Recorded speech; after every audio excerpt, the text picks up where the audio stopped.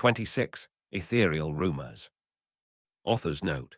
This chapter is dedicated to the anonymous guest, who I'm pretty sure was the one to leave pretty much one review a week before I posted the last chapter, of increasing desperation, begging for me to update in various ways. You have no idea how much it killed me to be unable to respond back to you that the story was not abandoned. Please get an account so we can chat. Help wanted. Any fans who could help me with a few lines of French, Norwegian, especially Norwegian, and Bulgarian languages would help out immensely. I can always Google Translate dialogue, but I know it will probably be butchered. In fact, if you live in Norway or near it, or even visited once, I will give you extra hugs for advice on terrain, slang, and weather, especially dealing with uplands/fjorden. Google only goes so far. Thanks.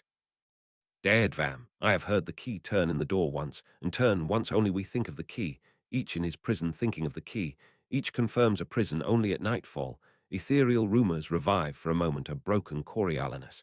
T. S. Eliot, the wasteland, are we ready then? Sirius' eyes were alight with eagerness, his smile wide. Harry made sure his wand was in its holster, then frowned up at his godfather. You're excited. Sirius spread his arms out in innocence. I'm a fugitive about to commit a crime. What's not to be happy about? Harry grunted, then laughed despite himself. Sirius grinned, then looped a long arm over his shoulders. Buck up, little prongs. Just think, after today the Ministry will actually have something to put me in Azkaban for. Harry rolled his eyes, and Sirius poked his side. Typical teenager, rolling his eyes at his betters. Now get us to the park. I'm itching to break the statute of secrecy. We're under a time limit now.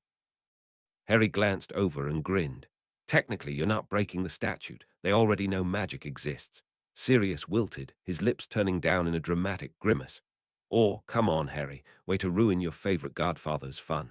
Harry smiled, then paused, looking over at the tall man beside him. Are you sure about this? Sirius sobered, then shrugged. I'm useless here, Harry. I can teach you a few things, sure. But I'm not a real teacher, not like Remus. I'm more of a dueling partner. Let me help you, let me do something. You need a spy to look into the other side that you can trust. You can't afford to do it yourself. I'm here and able and willing. I can't get into more trouble than I already am. I am, as I've always known, the seriously perfect fit. His godfather grinned at the last, and Harry smiled. All right then, let's go. He brought them to an alley very similar to one he had teleported from over a year ago, when running from the very men he was now prepared to meet. He stiffened, and Sirius leaned into him slightly, whispering in his ear. Lead the way and relax. I'm here, after all. Only one of us can be serious at a time. Harry laughed, shook his head, and stepped back. Sirius chuckled, then began to fold, his form mutating and shrinking down into a large black dog. Harry grinned, then held out the collar and leash in his hand. Sirius's tongue lolled out the side of his mouth, but he held his head steady as Harry buckled the brown leather collar around his neck and attached the long leash.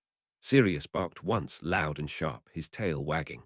Harry loosely grasped the leash, then started out into the street. All right, Padfoot, time for a nice long walk. The dog's tail wagged, his nose pointed into the wind as they headed into the wilder side of the wide park. Harry was dressed in casual muggle clothes, a shirt and jeans with a light jacket thrown over top. The day was cloudy and threatened rain, and he noticed a lot of people had umbrellas slung over elbows and underarms. Many people walked through briskly, their eyes set forward and determined.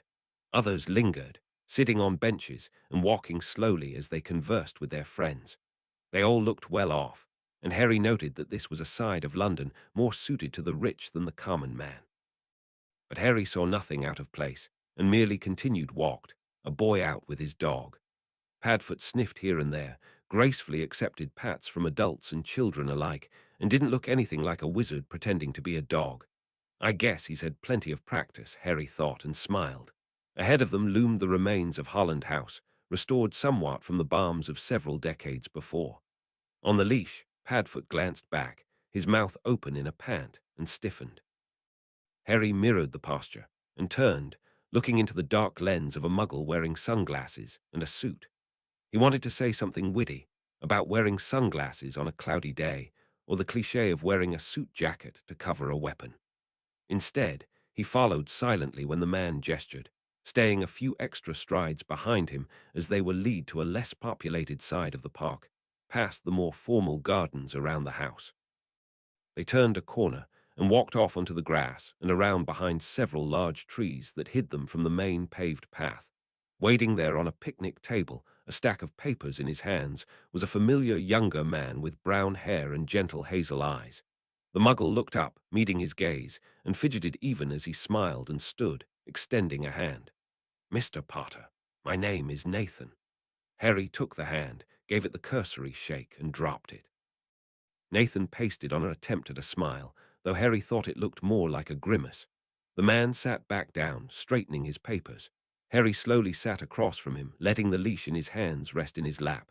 Padfoot, a doggy grin on his face, leapt up beside him and placed his paws on the table before putting his large head on his feet. The dog's eyes, large and grey, stared at the muggle, who looked away with a cough. "Well then, glad you came." Harry didn't smile. "James said you had an offer." Nathan straightened. "Yes, we find ourselves in need of a wizard's expertise. We're testing confidential material and need input." Harry looked down at the papers, then back up. "And in return," the man paused, his head tilted slightly, then spoke. "Anonymity and immunity." Padfoot woofed slightly, and Nathan glanced at the dog with a hesitant smile. "Nice big dog you got there." Harry ignored the comment. "Immunity from what?" Again Nathan paused, then spoke with a careful tone. "From prosecution under the new government for criminal activity of any form prior to the revolution." Harry crossed his arms. "You're very confident you're going to win this thing." Nathan cleared his throat, then picked up a single sheet of paper, passing it over. Harry looked it over, only seeing a long list of numbers. "This, here, are only the numbers of our membership in Britain alone. We are a global organization, Mr. Potter. We are determined." Harry narrowed his eyes, then looked back up at the man. "You don't have to tell me about numbers. It's obvious to any wizard who glances beyond Diagon Alley. I'm curious about means." Nathan only stared blankly at him, his voice neutral. "I can't give you information that can be used against us." Harry idly lay a hand on Padfoot's back, rubbing underneath the collar. The dog's tail wagged. "Then how can I make an informed decision?" For a long moment there was silence. Then Nathan began to speak, his voice oddly rote and mechanical, as if repeating a speech long rehearsed. "We will change the world, Mr. Potter. We will make it a better, safer place, one where everyone is equal. Are you out for your own gain or for your kind's?" Harry ignored the question, going straight to the heart of the statement. "There can never be true equality between wizards and muggles. We possess something you do not. Many muggles will hate us for it, as they have in the past. It is why our kind, as you say, went into hiding." He saw the surprise flicker across the man's face and continued ruthlessly. "That's right, Nathan. The wizards fled the field, you could say, and hid themselves away in little communities across the world. What damage that's being done is only to protect themselves from discovery." Though it burned him to defend the ministry, Harry knew it was something that needed to be said. He saw the man's consternation and waited as he gathered his thoughts. Finally, Nathan spoke. "You are speaking of the witch hunts and the divide of the two worlds. We had long thought that the case, that once we coexisted peacefully. There were too many tales of magic in myth and legend to not have kernels of truth. This is why we need you, Harry, to help us understand more fully what we are doing. There was a time in ages past where wizards and muggles worked together. We can get there again.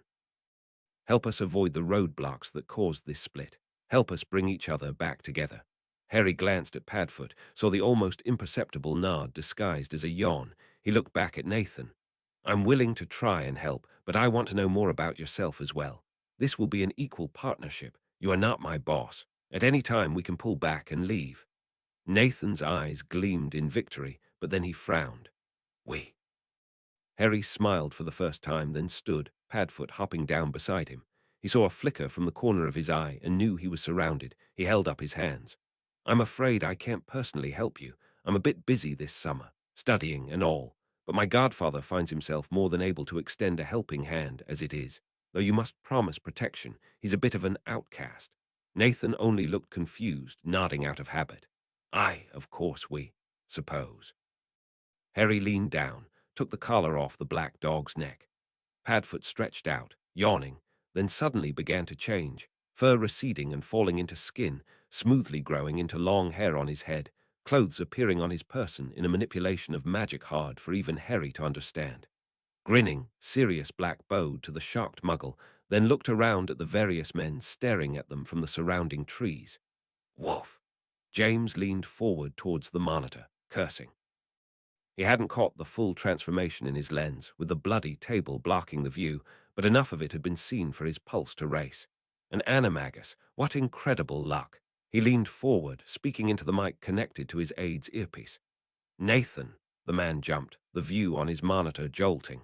The man really needed more practice in being covert. James made his voice come out calmer. Tell them yes, bloody yes, we will take him. He leaned back in his chair, observing the proceedings, his teeth gleaming in a wide smile. Their luck had most definitely turned. Harry sat back down and Sirius sat beside him. Nathan dabbed at a bead of sweat on his forehead, then smiled sickly. Okay then, that's something you can do there, mister. Sirius smiled.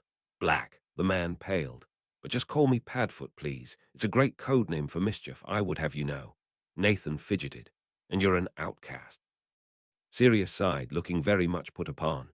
Outcast sounds much nicer than escaped convict, don't you think? Nathan blanched, then chuckled slightly, cleared his throat and straightened. We would be glad to have you, Padfoot, of course. He turned his soft eyes on Harry. I suppose that is it then. We will contact Padfoot with a location to work from via mail, sent to you, unless given another address. Details will be included. He began to stand, but Harry interrupted him, laying a single hand on the papers the man had been holding so close. Wait. Nathan froze, and again the flicker of movement came from the men around them. Who is this person who I know who wants to contact me? Nathan pushed the bridge of his glasses up his nose, then settled back down. Yes, that. He ruffled through the papers, then pulled out a glossy photograph and passed it over. For a long moment, Harry looked it over, observing the man in the photograph.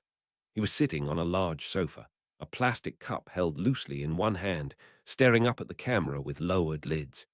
His hair was brown and messy, curling out from under a faded red baseball cap. It was the cap that sparked his memory, the same one Harry has seen in the year and a half they had lived under the same roof. His eyes, still the light brown color Harry remembered, held a cold disdain in them Harry had never seen in Mr. Steele's furniture shop. But it had been a long time since the boy he had known had left upon learning that Harry was a wizard, and that magic was not just a madman's imagination. Rick. He said the name softly, then looked up at Nathan. The man smiled. He's been with us for some time now. Harry pushed the photograph back, folded his arms. I thought he was done with wizards. Nathan waved a hand, gathering the photo back into the neat stack, then leaning over to grasp a briefcase, bringing it up and beginning to pack the papers inside. Well, you see, he was involved with a girl who happened to be another agent of ours. She was just checking in on the old man, making sure everything was going smoothly. Rick was a charming distraction for her. When he left so abruptly, upset and on edge, she talked him around, got the whole grisly story out of him. Explained our mission to equalize the worlds, and he was a bit reluctant. But he came around eventually. He's one of ours now. Harry grit his teeth but could only nod. The boy he remembered would not have been so eager to join forces with a group like the Hounds. He had also been deathly afraid of what wizards were capable of, and neck deep in denial. Nathan again stood, and this time Harry stayed put. The muggle smiled, held out a hand. It's been a pleasant conversation, Mr. Potter. Padfoot. Sirius reached over, took the hand, and gave it an erratic shake. The man quickly released the wizard's hand, shaking it slightly while smiling fragilely. Good day. He walked away, and from around them Harry saw a few men peel off and follow at a discreet distance. He didn't doubt there were more waiting to follow them from the park. He glanced over at his godfather. I'm going to take us straight home. Sirius shrugged, then put his arm around Harry's shoulders in a sideways hug. Take me away, Pronkslet. Harry didn't relax until the flame surrounded him on all sides. Nathan sat down at his small desk, a slight tremble still running over his skin. Even surrounded by guards, meeting a wizard in person and witnessing the magical transformation had left him slightly shaken. It had been different, somehow, than the time before with the aura. Perhaps it was the feeling of no control. Maybe it was simply because James had not been present. His boss and friend always had a plan, always seemed so strong and vibrant. that it was hard to imagine something going wrong. Being by himself, even with the voice in his ear and the men around him watching, had still left him feeling alone. He had been more than aware that the boy could, at any time, neutralize him before the guards around could react. He had also doubted that any of the gunmen could have stopped the wizard, even with the new prototype synthetic lead armor. The boy was able to teleport. He was accompanied by an adult wizard who had killed muggles before. The two were capable of feats that the hounds had barely scratched the surface of. To say he had been nervous was the understatement of the year. Nathan stared blankly at his screen, not looking away even when he felt the stir in the air, the familiar lurking presence of the man he only knew of as James. "Are you all right?" His boss's voice was lower than normal, lacking the usual lilting sarcasm and enthusiasm.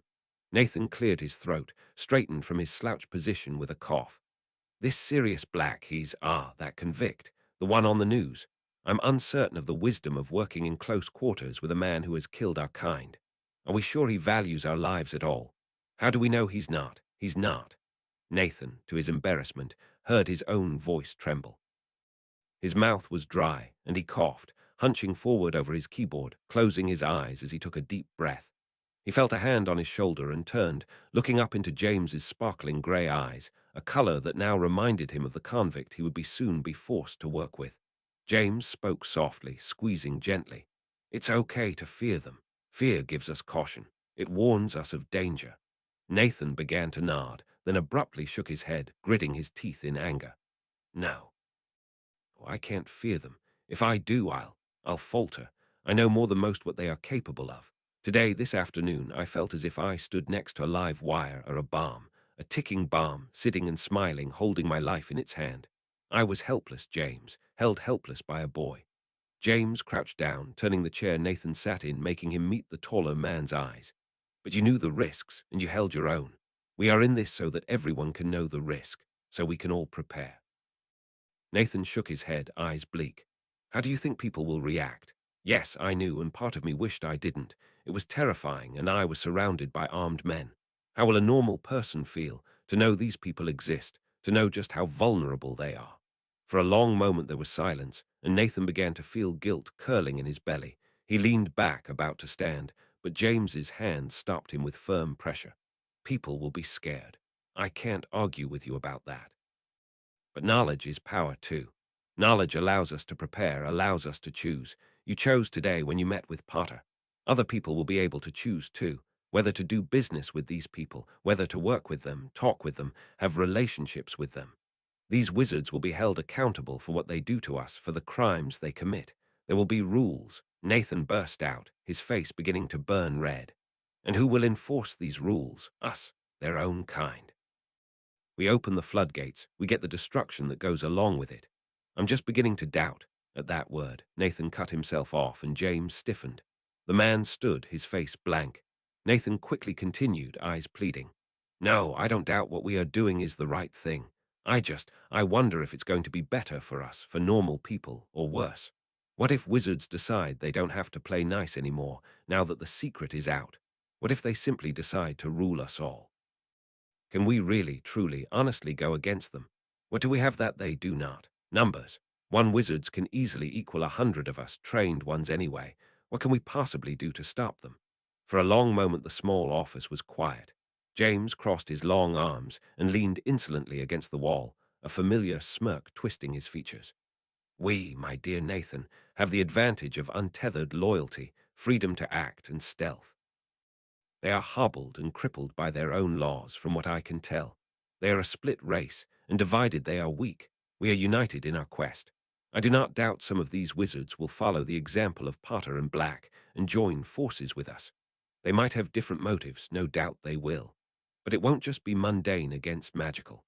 It will be ideal against ideal, one way of life against another. We won't be alone in this, once our hand is shown.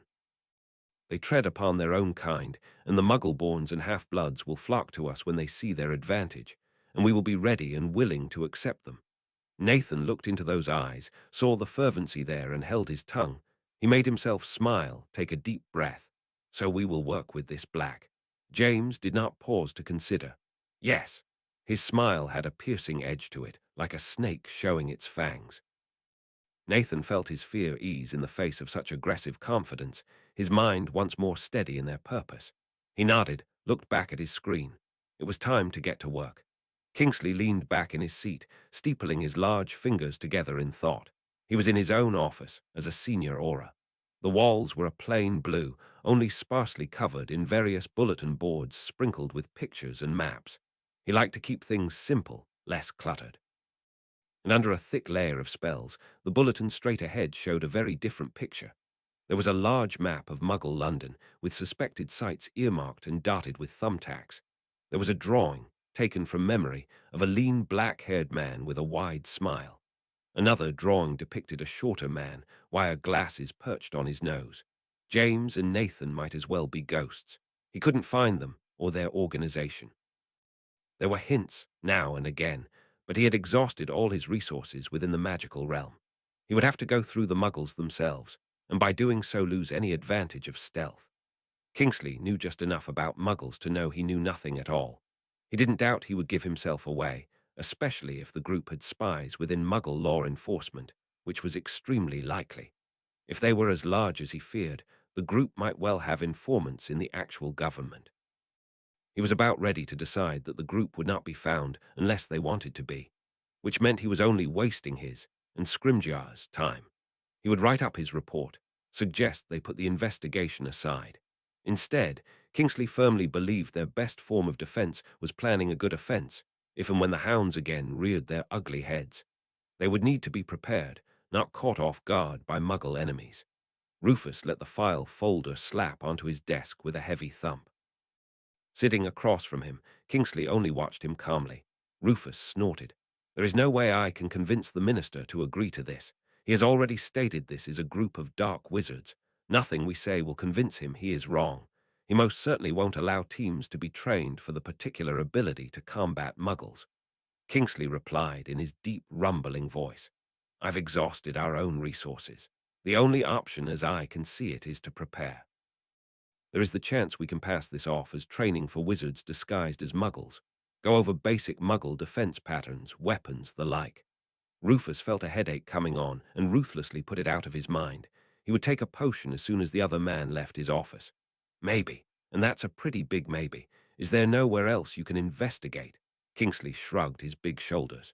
"Not within our own system. Nothing registers. I thought about contacting Muggle authorities, but—" Rufus picked up the sentence with a grimace. "But they'll see you coming from a mile away." "Yes, sir," Kingsley agreed. Rufus frowned. "What about other ministries?" "Sir?" Kingsley questioned, raising black eyebrows. Rufus looked over at the animated map of the world, alit with glowing marks of wizarding settlements. "Go to the other ministries in other countries. See if any have heard rumbling of this group. If they are truly a worldwide organization, I doubt we are the first and only ones they've encountered personally." Kingsley nodded gravely. "Yes, sir." Rufus smiled with grim amusement. "Find a good excuse to be contacting them. Mention the recent attack that was disguised as Muggles. Inquire about any similar attempts they might have had. Start with the close ministries in Europe, then try the American and Asian continents. Go from there. We do not want Minister Fudge getting a single whiff of what we are doing here." Kingsley stood, inclined his head.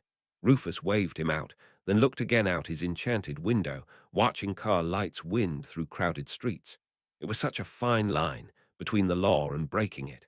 A black and white viewer would brand him guilty, but he was following the spirit of the law to protect its citizens. Even if the methods were underhanded, they were still necessary. Especially now, with the government turning against its people. He stood, walking to the spelled window, touching what his finger told him was glass, and his mind told him was the same stone that covered the exterior wall. Especially now. The next letter from the hounds arrived the next day with the Morning Post. "Mr. Potter, I hope this letter finds you well. We are very thankful for you and your godfather Sirius Black's willingness to help us with our cause. We thought it best to get started as soon as possible. Please, meet us at the same park as before at noon this Friday. We will take you both to the area that has been set aside for this purpose. As for why your presence is requested along with Mr. Black's, you expressed interest in your past companion. He has agreed to speak with you at that time. We hope to see you there." Nathan Harry looked up from the letter, then with a sigh let it burn in his hand until only ashes floated to the ground. He turned to Ivy, who had just begun to clean up after that morning's breakfast. "I'm leaving for the rest of the day, so no need for lunch or dinner." She gave a half-bow in his direction, but never paused in her efforts. Harry smiled. He wished all house elves were as calm and collected as the matronly Potter elf. She was like a solid wall of competence. She would probably even intimidate Creature. Harry chuckled to himself as he stood. He might just have to find an excuse to bring her and her daughter over to the Black House, if only to watch the stubborn black elf be thrown further off balance. Harry and Sirius were led to a simple silver van that looked more like a mother's family car than one used by a secretive subversive group. He exchanged bemused glances with his godfather as he ducked inside, settling in the middle seats as the two men who had escorted them slid into the front seat. They went for a long drive, perhaps to attempt to misdirect the wizards, though Harry wouldn't mention that he knew exactly where they were. The runes he had placed as part of his phoenix transformation allowed him to always know where he stood. When they finally arrived, Harry calculated they were only several blocks north of the park and a good 40-minute walk from Grimmauld Place. Of course, Sirius would apparate, instead of risk being seen on the streets. They entered a large warehouse that had seen better days. The outside was faded and chipped, with random graffiti splashed across the corners and along the wide garage door. Inside, however, the place was clean and gleamed under a fresh coat of white paint. It was also completely bare, with only a few chairs set up along one wall. Coupled with the tall ceiling, it felt like some sort of muggle gymnasium. As the two wizards glanced around, Harry heard footsteps approaching and turned to meet them. James, his black hair slicked back and grey eyes shining, smiled brightly. "Harry, Sirius, may I call you Sirius? I'm James." He extended one hand to Sirius, who took it with an answering smile. Looking between the two of them, Harry felt an odd sense of déjà vu. They were like two twins, and the both of them mad as hatters. Perhaps it hadn't been the best idea to put them together. Sirius bowed slightly. "Call me Padfoot. My meager wizardry is at your service." James clapped his hands together in delight. "Brilliant. Follow me this way, please, Harry. The office, they're in the corner." Harry turned and, spotting a lone door, nodded. Sirius and James moved off, the two of them talking as if long-lost pals. Harry only straightened his shoulders and walked, his steps echoing off the cavernous cement walls. He noticed a long mirror running across the wall beside the door and saw himself coming closer, his muggle jeans and shirt partially hidden under a wizard's plain black robe. Harry tried the knob, and it turned easily under his hand. He entered and found himself in a small, narrow hallway. There were several doors, though only one was slightly ajar. Taking the hint, Harry moved towards it, opening the door to peek inside. He immediately recognized the man within. The wild brown hair was the same as he remembered, and tucked haphazardly inside a familiar faded red baseball cap that he remembered Rick had favored when living with the Steels. His face was older and more lined, any baby fat long since burned off. He was much leaner than before as well, and much taller than Harry remembered. Harry realized that Rick must be in his 20s now, only a year younger than Mike. His eyes, a light tan, showed that his life had not been easy in the years since Harry had last seen him, leaving the steel shop after the discovery that Harry was, in fact, a real-life wizard. Here, with a group actively seeking to expose wizards, was the last place Harry would have expected to find someone who had once feared them. Rick smiled slightly, though it was perhaps the least inviting grin Harry had ever seen. "Harry, it's been a long time." Harry closed the door softly behind him and moved closer. "Rick." He wasn't sure what else to say. He had lived a year and a half with this boy, but it had been years ago. Surely anything he thought he had known about him had changed in the intervening years. Rick pointed to a chair beside him, then turned to face a large window. Harry, frowning, realized that they were in fact looking through the mirror he had observed himself in earlier. He stepped closer, sat, and watched as his godfather stood at the far side of the room, wand extended in front of him, gesturing emphatically to two muggles whose features were indistinct. Beside him, Rick spoke in a soft voice. "I don't want to be here. I never wanted to see you or any of the boys again." Harry curled his fingers under his palms where they were placed on his knees and didn't turn as he spoke, only continued to watch the men inside the warehouse. "Then why are you here?" Rick laughed, low and dark, a bitter man's laugh. It was as far from the sly chuckle of Harry's memories as such a thing could get. "A girl? Is that so surprising? Many a man's been brought down by a woman." Harry frowned. "I don't understand." Rick continued to stare straight ahead. "I was frightened. I'm not afraid to admit it. I had just about convinced myself that it was all some pipe dream of the old man's. Hilary, that was her name. I had been seeing her secretly for months. Didn't want to tell the others, was afraid they would tease me. But she made me feel good. She would laugh at my jokes, take my side. I told her everything. About how crazy Steele was, with his imaginary imposters with advanced technology, his weird storage room of strange tokens, all of it. The only thing I didn't tell her about was you. Why would I? You were just some annoying kid, younger even than Tiny, that none of us really wanted around anyway." Harry felt the words like burning coals in his stomach, but didn't flinch.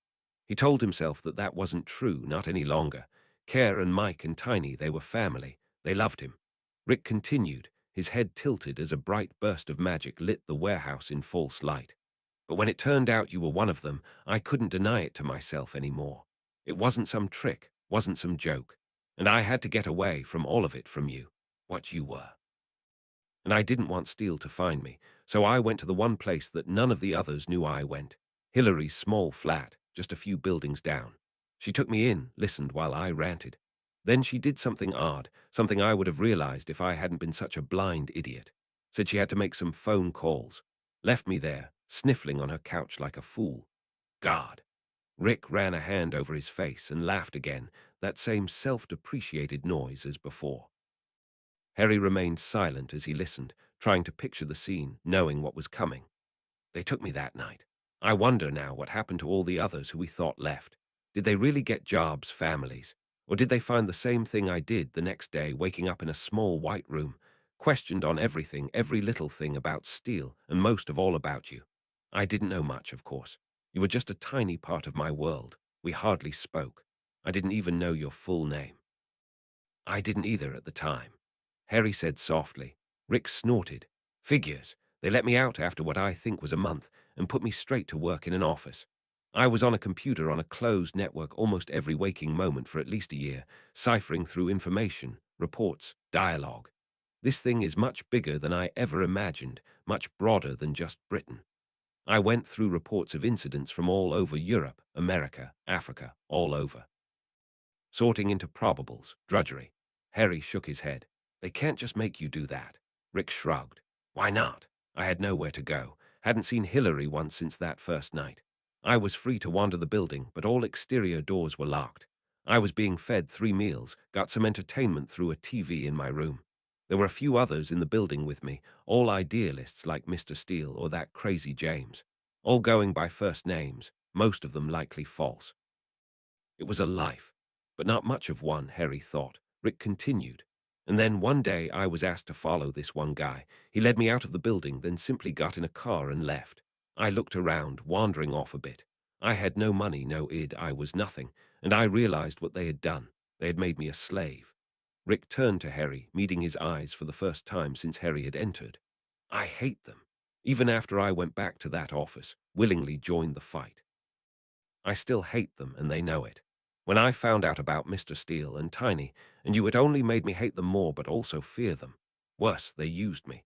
I knew the moment they told me that you knew of me that they would use my existence to entice you, and it worked. Here you sit, under their thumb just like me." Harry shook his head. "I'm not under their thumb. Maybe curiosity about you convinced me to meet them, but it didn't make me agree to this." Gestured towards Sirius, who was saying something while another muggle furiously copied it down on a clipboard. "The wizarding world is messed up in more ways than one. I might not agree with a lot of what the hounds are doing, but it's a start." Rick snorted again, an explosive nasal sound reeking of condescension. "You can't trust James as far as you can throw him. He would cage you if he could. He'll use you until you're no longer useful, then dump you like garbage." Harry raised a single eyebrow. "You think I don't know? The very first time I met him, he threatened me and my family. I go into this with open eyes." Rick smiled, though his eyes did not. "You are a fool." When they returned to Hallam Street, Harry told Sirius he would speak to him later. He wasn't feeling up to dinner, to chatting with Remus and Sirius like nothing was on his mind. He knew the man was dying to tell him the details, but Harry had to get his own mind straight first. Rick's attitude both bothered and mystified him. If the man truly felt that way, why hadn't he just left when he had the chance? No one was holding him hostage now. Surely he could find work somewhere, doing something. Harry had even offered to help him leave, and the man had turned him down. Why stay with people he hated, and why meet with Harry at all? Why had James let Rick meet with him if he knew how the man felt? There was something else going on. Rick, who hated the hounds, working with them. Harry, who disapproved of their methods, still working with them. Was that some sort of sign, then, that the hounds were powerful manipulators he had no doubt of? But why treat Rick so poorly? Why force him to stay? Harry didn't believe that all the previous ones had also been detained. He remembered Kerr talking of the others before who had worked with Steele and left.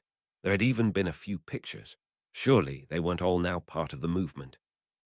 Still, the fact that the hounds had known about him from almost the very beginning only raised more questions. How much control had Mr. Steele really had? Had he been reporting on Harry's movements since the very beginning? The thought only further tarnished Harry's tattered idea of the muggle who had raised him for years. He needed to talk to Kerr, and especially Mike.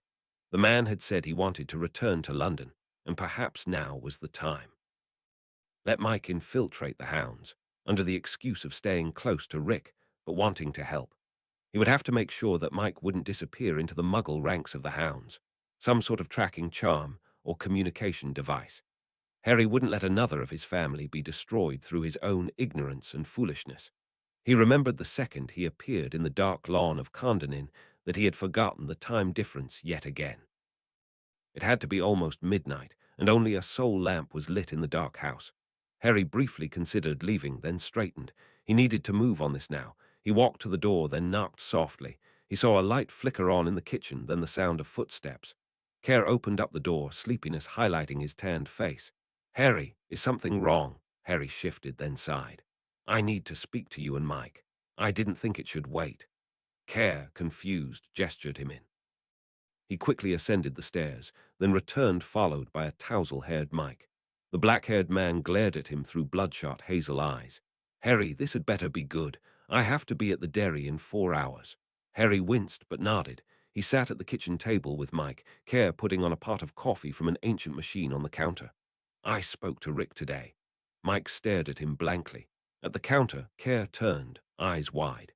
Harry continued, looking down at the table. "He's working with the hounds." "What?" "No." Mike and Kerr spoke at the same time, the same angry undercurrent in their voice. Harry winced, then continued. "I need to fill you in on a few things." "Damn right." Kerr barked and took a seat, the coffee forgotten behind him.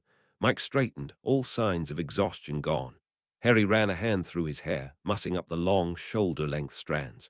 "The hounds contacted me a few days ago. They said someone of my acquaintance had joined with them. I took the bait, knowing it was bait, but also wanting to know who it was.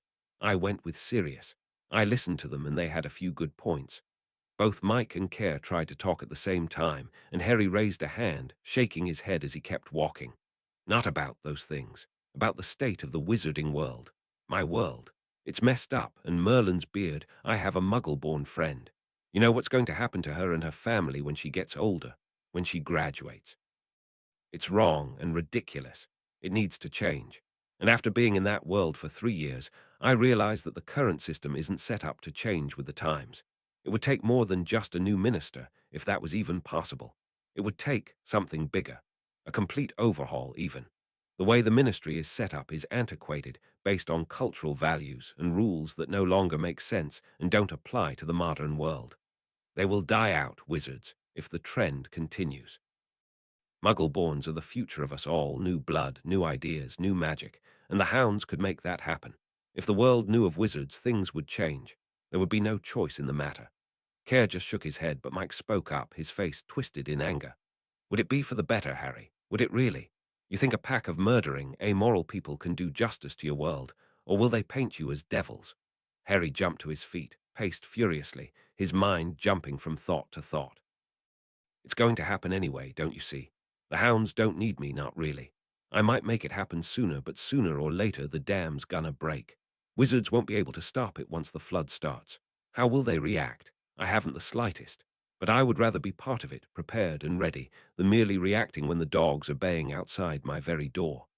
Why them? Mike barked, standing and leaning over the table to face him, his hands balled into fists.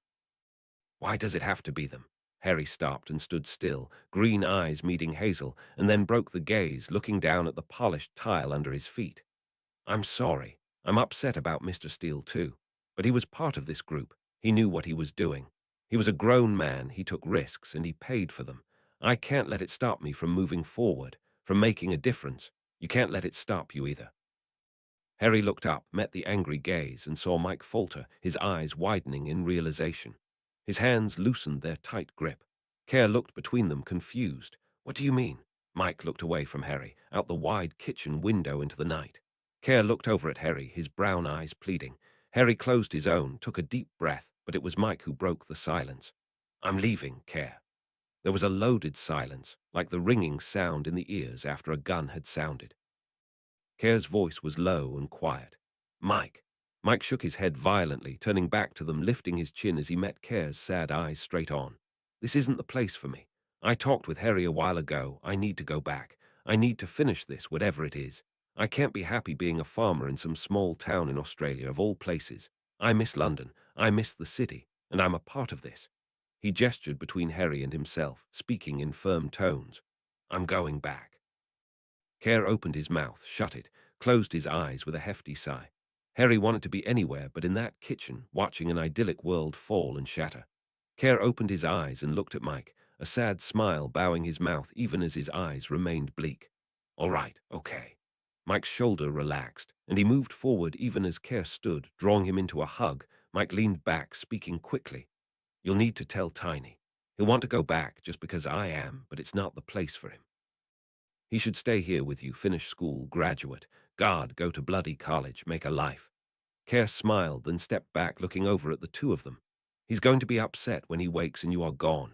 Mike snorted. You mean furious? I know, but he'll get over it. He's got friends, Track, they'll keep him busy. He'll forget all about me. I've got to go pack. I'll be right back. Kerr shook his head, but didn't argue. Mike turned and left the room, his feet soft on the stairs. Harry looked at Kerr. I didn't come here to take him away. I am not even sure it's the right course of action, but something is wrong. Rick gave me a story, and I'm sure there are elements of truth, but something just doesn't ring true. Mike can find out what that is. Kerr's mouth twisted. You're planning to use him as a spy. Harry began to deny it, then stopped. If that's what you want to call it. Kerr snorted, then sighed again, looking as if a new weight had settled on his shoulders. Going to be difficult to explain to Janice why Mike's gone, and without even giving notice at his job. I suppose I'll call in the morning, use some excuse.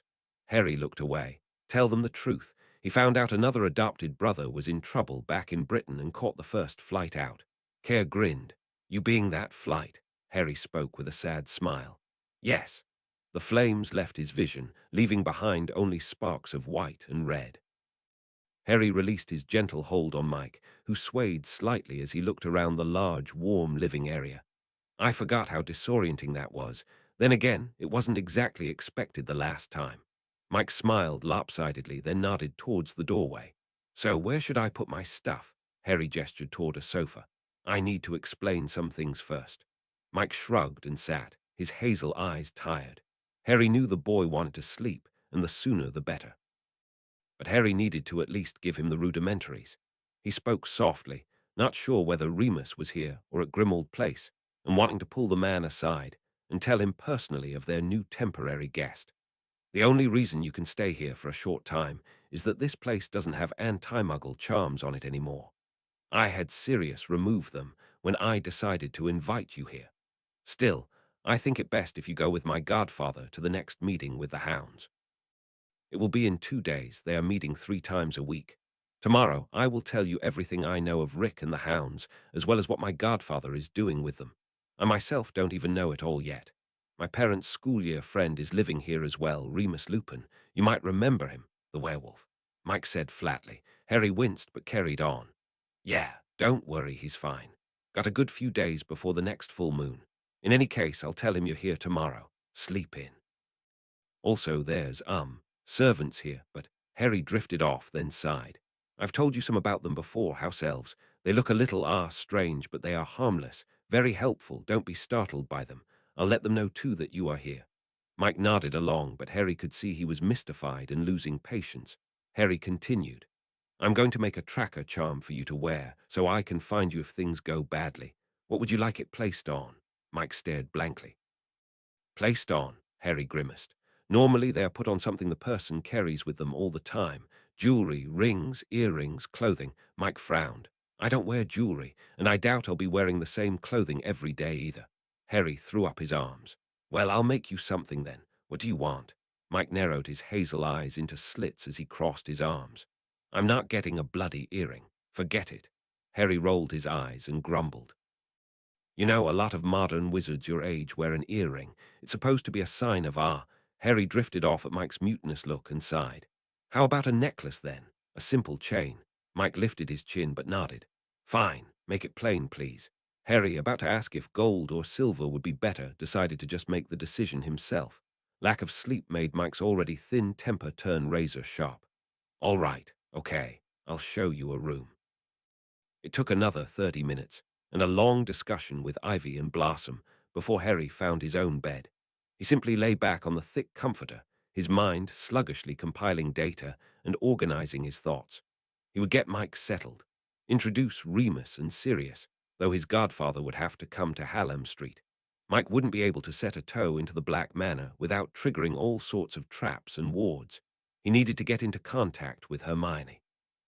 She wanted to see a ritual he would show her. He had an idea in mind if she agreed.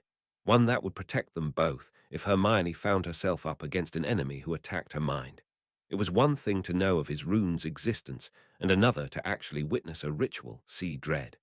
To know how it was all possible. But he wasn't sure she would agree. He wasn't even sure he should offer. It was dangerous, and something he hadn't read about happening before. If it backfired, he would have no idea what the effects were. But if it worked, she would be safe. Much safer than mere occlumency could make her. Harry sat at the dining room table in a scarcely used room adjacent to the kitchen and watched with amazement as Mike and Sirius talked avidly of motorbikes. He had thought it better to eat in the formal dining room instead of the kitchen, as that was the house elves' domain, and he wouldn't ask Ivy or Blossom to leave it. Still, Mike had shown little surprise at the creatures, to which Harry had sighed in relief. His brother had also been courteous enough to Remus, if a little suspicious. Remus didn't seem offended, only acceptant. Harry hated that the werewolf felt other people were justified to be prejudiced against him. But then again, most people who encounter a werewolf either end up dead, or worse, infected. Fear is only a form of self-preservation, and caution is a reasonable response from those ignorant about werewolves. But that didn't mean it didn't hurt the former professor. Still, the most surprising of all was that Mike and Sirius had hit it off almost immediately. How a muggle and a wizard convict could find anything in common was amazing. But they had bonded immediately over a shared dislike for blood parents, and cemented it with a love for all things loud and mechanized. Harry and Remus both felt a little like an audience at an arena match as the two men tossed ideas back and forth for improvements on a flying motorbike that would allow muggles to operate it. They had about ironed out a schematic and time frame when Ivy subtly brought desert. Neither black-haired men blinked an eyelash, still talking over engine parts and runic wards. Harry decided then and there that the next meal would be at the normal wooden kitchen table. Remus turned to Harry with a smile. Harry Sirius told me the first meeting with these muggles went well. I wasn't sure I believed him until now. I never thought muggles would accept magic, even wish to use it. Harry fidgeted, then nodded. Sirius had told them most of the first meeting had been showing basic wand magic. Spells like Lumos, Wingardium Leviosa, and a few transfigurations. He had said the muggles used many words he hadn't understood at all when observing the last, like atom and matter. Harry had heard enough to know that the muggles weren't just cataloguing spell names and their effects. They wanted to know the science behind it. Harry didn't know what they hoped to gain from knowing how a wizard rearranged matter to transfigure things, or how they hoped to use it. It all seemed very innocent, but then again, the hounds wouldn't just jump into dueling, he supposed. Harry smiled at Remus. You would be surprised. We wizards have used muggle cars and other inventions of theirs for decades now. That interest would naturally go both ways. Remus nodded, but his face darkened. Harry straightened as Remus began to talk. I'm worried this will only give them more tools to use against us. Even you don't think their intentions are pure. We're breaking one of the most sacred laws of our kind, and for what? Harry glanced at the others, saw they were still talking, and leaned forward. For change, Remus. You have to desire it as well. The muggles view things like diseases differently than wizards. Imagine the possibilities if their science was combined with our magic. What might be cured? Remus hesitated, then sighed. I gave up hope on a cure long ago. I see your logic, but I'm tired of waiting for a miracle. I know my place and accept it. There is so much at risk, and a lot to gain. The words brought their attention around. Grey eyes locked on them as Sirius spoke. Things are wrong, Moony. You might be all right with that, but I am not. I spent years of my life locked away in a cell, had plenty of time to think and get my head straight. I'm not willing to settle anymore. Remus, defeated, looked down at his empty plate in silence. Harry only nodded at Sirius and Mike, who smiled and changed the subject with the ease of a man used to playing referee between boys and men. About the handlebars. I don't think we should put the trigger there for flight. Wouldn't it make more sense to have a foot pedal? All the other.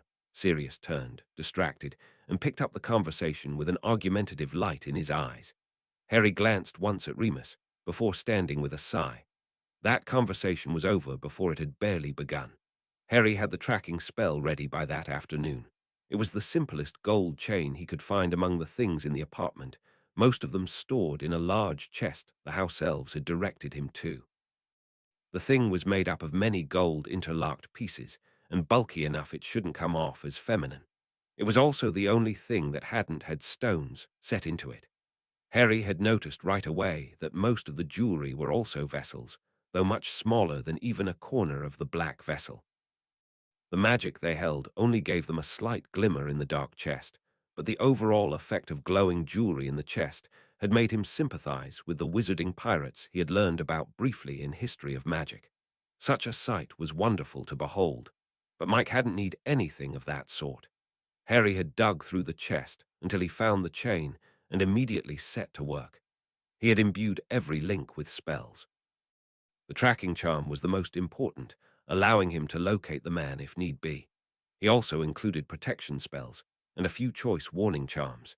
He would have to tell Mike about the signals they would give when triggered. He spent a long hour painstakingly enchanting it with a rudimentary portkey function, enabling it to transport Mike back to Halamsund if something truly horrendous happened. It took him longer than he had thought it would, the process more complex than he had imagined. Using a book from the property's library, he finally managed to pull it off, though he figured Remus probably could have done a better job in less time. As a last idea, he charmed it unbreakable. The thing wouldn't be able to be torn or cut from Mike's neck, and only Mike could remove it. He brought it to Mike, who was browsing through book in the small library. The black-haired man glanced up, saw Harry, and grinned. You've got some serious space here. Harry ought to invite the others down for a day this summer. Show them how rich people live. Harry rolled his eyes and walked over, reaching into his pocket to withdraw the necklace and place it on the table. Mike observed it doubtfully. Harry spoke, sitting down. There it is, simple as I could get. Mike reached out, picked it up with tentative fingers that firmed when nothing happened immediately. It looks all right, I guess. Looks real. It probably is, though I can only guess. Found it in some family things. Must be nice. Mike murmured, turning the metal over in his hand. So what this allows you to just find me if I disappear? Well, Harry fidgeted in his chair and Mike's eyes sharpened. What else does it do? Harry spread his hands, placing an innocent expression on his face. Nothing you won't find useful. If you say the word Hallam while touching it with your right hand, it should take you back here instantly. Added a few protection charms, in case anyone tries to harm you. It's unbreakable, so can't be taken off unless you remove it willingly. Mike's eyes didn't waver. And Harry laughed, shook his head. All right, all right. It's got a poison warning charm on it. If anyone tries to give you something that will affect your body or mind, it will trigger. Like caffeine, Mike said dryly. Harry frowned. Actually, I don't know. That's a good question. But if it doesn't with tea, it shouldn't with coffee, though some argue caffeine is harmful, so. Harry drifted off, distracted, and Mike thumped the table. How will it warn me exactly? Start blaring wildly. Glow purple. Harry laughed at the droll words. No, I'm afraid it will only warm slightly. Would you like it to glow purple? Mike didn't answer, only slipped the chain around his neck and clasped it. Harry watched as the clasp suddenly blurred and merged together with the main body of the chain, hiding the clasp from view, though Mike didn't seem to notice. Harry figured what he didn't know couldn't hurt him. Plus, he wasn't supposed to take it off anyway. Mike tugged on it gently, then shrugged and tucked it under his shirt. All right. Any more surprises about the magical bling I'm now wearing? Harry shrugged. Not that I know of. That's encouraging, Mike muttered. Harry took Mike directly to the warehouse, close enough behind Sirius to hear the loud crack of apparition still echoing off the walls when they arrived. A team of 3 muggles were straight ahead, dressed casually in jeans and polos. Sirius grinned widely as he strode forward with open arms. Steve, Eric, other guy I don't know, are we ready to have some fun? Harry ignored their responses, turning instead to lead Mike towards the long mirror on the other side of the open room. James exited the office before they could get there. He looked as slick as ever, his grey eyes sparkling in cheer as he spread out his arms in welcome. If this isn't a pleasant surprise. Another Steel boy. It's almost like a family reunion. Mike growled under his breath and stopped walking. Harry took a step forward, placing himself slightly between the 2 men.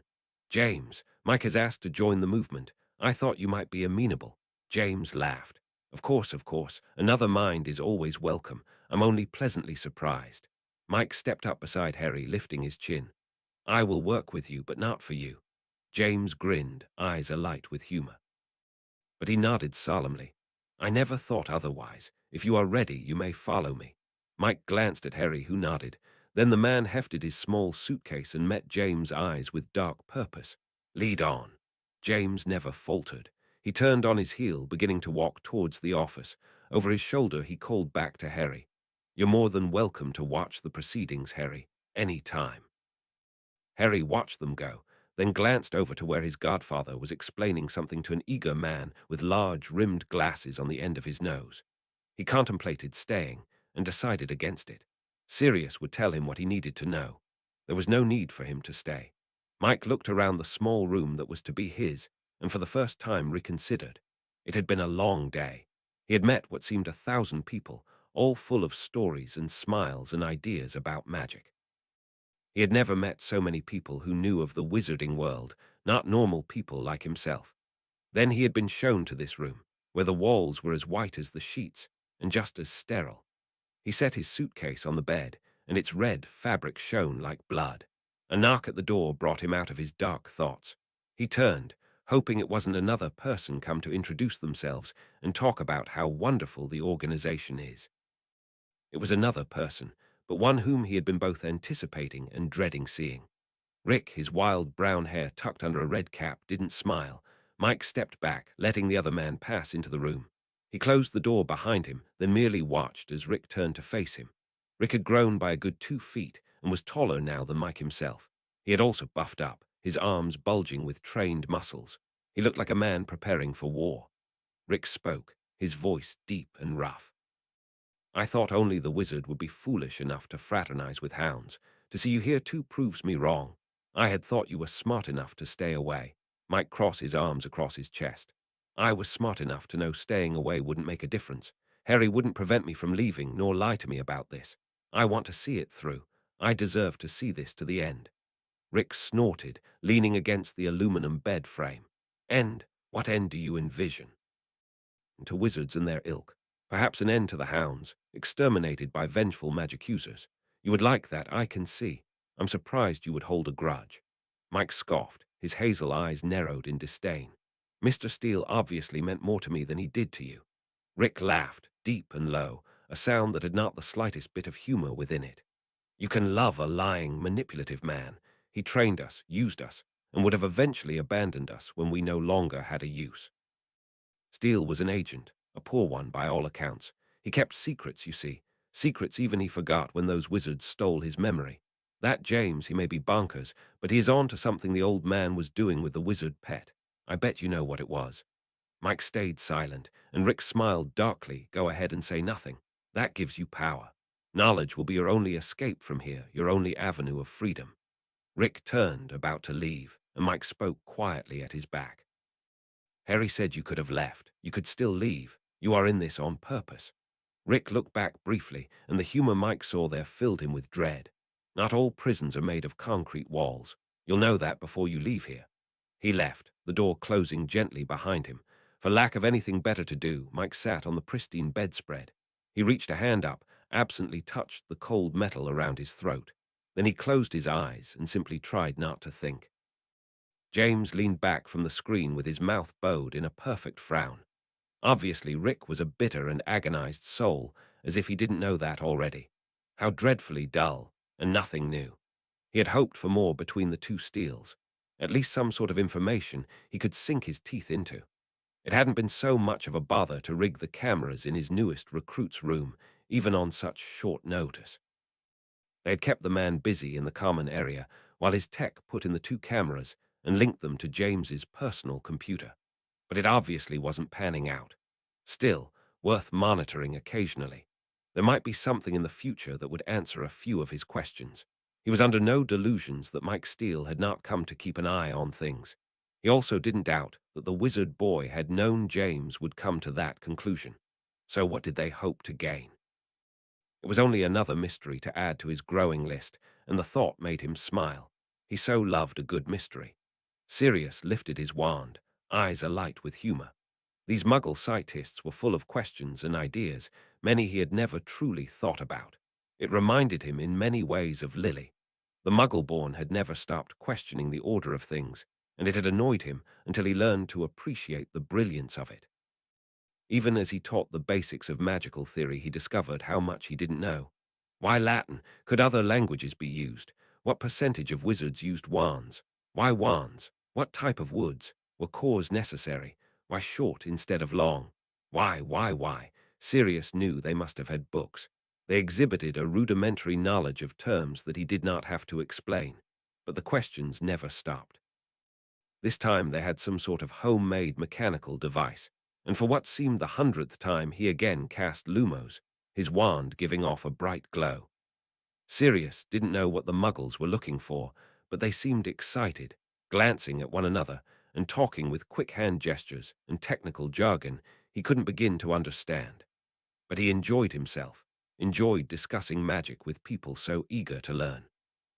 For the first time he understood Remus's desire to teach, though the thought of attempting to impart knowledge to bored preteens filled him with horror.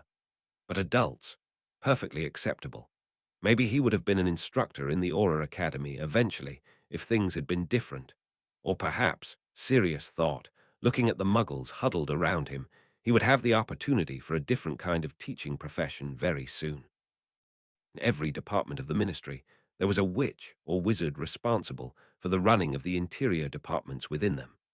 Amelia Bones was such a witch, and as the head of the Department of Magical Law Enforcement, she kept her finger on the pulse within each of the smaller departments in her jurisdiction. Her colleagues thought her stern. The minister thought her prickly and stubborn. Those who worked under her respected her for her integrity, while fearing her for her sharp tongue and sharper wit. She feared no one and would bow to no one, but she was getting tired. Her hair, once a lovely black, had lightened to gray. She had taken to wearing a single monocle on her right eye to help with her receding vision. That is, was charmed to see spells was neither here nor there. She had learned to use her shortcomings as strengths long ago. She had considered retirement. Obviously her seat on the Wisengamot would be hers until death or abdication as Lady Bones of the Bones family. But she had no desire to do what naturally came next to a woman in her position, running for minister. If anything, she considered taking a lesser one. Rufus Scrimgeour had hinted more than once at his own ambition to move up the ranks, and she had thought more than once of taking his own spot of head aura when he made his bid. A step down, politically, but she would have more time for her family, for her niece. But the thought of who might take her place caused her pause. She was loyal to the law, whether she agreed or not. She was proud of her reputation as an unbiased witch, swayed by neither pureblood or muggle-born activists. In her world, there was wrong, and there was right. Let the cards fall on whatever side of the law they fell, and she would brand them appropriately. But she knew she was unique among her peers, and the thought was not simple pride. She had seen many upstanding citizens fall to blackmail, to political pressure from above and below, to simple greed. She had seen pureblood conservatives give bribes and liberal half-bloods take them. She had seen it the other way around. At times, she hated her own government and her own inability to change things. How for every good deed done, she saw 10 other bad ones around her go unpunished. But those were the bad days. On the good ones, she did all that was in her power to do to be fair and just and right. And her hair faded to grey before her time. She looked up from her desk when Rufus Scrimgeour entered, striding forward with a hitching gait to find his seat in a plush seat beside her desk. For a long moment he was silent, his yellow eyes introspective. He was a handsome man, by her standards, with his wild mane of tawny hair and his strong face. He came into her office often, giving reports, discussing a case, or simply commenting on goings-on in the ministry. Though he reported directly to the minister on many cases, the Auror office was still funded and administered through her department. She wasn't the least bit surprised to see him now. Their working relationship had always gone smoothly, both of them seeing in the other a person who could be trusted. Rufus finally broke the silence, still not meeting her gaze. His tone was casual, but his direct words sparked inside her chest and made her smile falter and fall. "I want to bring Cornelius down." Amelia wet her lips, swallowed, and rearranged her thoughts completely. It was blunt, it was unethical, it was most certainly not something the heads of the Aura Office and Department of Magical Law Enforcement should be discussing. But she agreed. In Merlin's name, she agreed, and hadn't known she was waiting for someone else to speak the words, to start the forward motion she hadn't been brave enough to do herself. She looked into those sad yet determined eyes, and yellow finally met stone grey. "Tell me." He told her of the disappearances, which she had already known of, and then of Kingsley Shacklabolt's investigation and surprising conclusions. He told her of the captives, the muggles, the hounds, of the demands and the threats behind them. And he told her of Cornelius Fudge, of how the minister had kept closing down avenues of the investigation for his own petty political reasons, preventing the truth from coming free. Then he let out his fears. Rufus himself had always admired Amelia. He had at one time, early in his career, fancied her, but as time passed, any romantic notions had been set to the side, surpassed by respect and friendship. With her, he could talk and be understood, could lay out the facts and know she would find the correct conclusion. And he knew, most of all, that she would see what he had in Kingsley's report. When he finished, she looked away from him, her fingers tapping an idle stucco on the top of her desk. They are, at least groups of them, in every major wizarding area. Her fingers continued to tap, tap, tap even as she spoke in a level voice. They are able to hide themselves away in the muggle regions. Tap, tap, tap. They want to break the statute wide open if we don't break it for them first. Tap, tap, tap. She paused, looked back at him, and he saw in her expression his own doubts. And we are stuck with no way to retaliate, because our own political situation refuses to acknowledge the existence of a muggle threat. Rufus spread his hands out, then grasped the arms of his chair and leaned forward. The question isn't if we can stop them, it's whether we can deal with the aftermath when they succeed. Can Cornelius deal with it? Amelia pursed her lips together. You know the answer to that question as well as I. What do you have planned? Rufus smiled. We break his reputation first, create doubt in his abilities. Then we have other, well-respected, wizards and witches subvertly agree with those doubts. Let people know it is not just themselves thinking those thoughts. Then all it will take is one event, one more lie, to come to light to let the storm of public opinion loose upon him. The people will do our work for us. Amelia rustled the papers on her desk, her hands always in constant motion. It was a habit the woman could never shake. Rufus had learned to tell her thoughts by the swiftness of those pale, slender hands. Right now, she was reluctant. Rufus continued, keeping his gaze steady and confident. We start in the papers. The situation with Black and Pettigrew has been carefully wrapped up by the minister. We break that silence. The hands paused, the fingers tapped, and then Amelia sighed. Rufus saw victory. She spoke, her voice soft, as if afraid someone lurked to hear the words that came from her mouth. It will take the Wisengamot to force him out of office if he does not step down himself. Rufus nodded once firmly. 34 seats to be exact, and we have allies in unexpected places. It would seem that 28 of those are already sympathetic to our plight. That's over half the Wisengamot. Amelia raised an eyebrow. We have allies, our plight. Rufus used language that already included her in the scheme. Any why not? She hadn't said anything to the contrary, and inside she couldn't help but agree. There was a chance to cleanse the ministry, to make it better, stronger. Could she afford not to take it? She turned her mind to the Wisengamot, going through faces, affiliations, backgrounds. That's more than I would have expected. What about his supporters? Rufus grinned.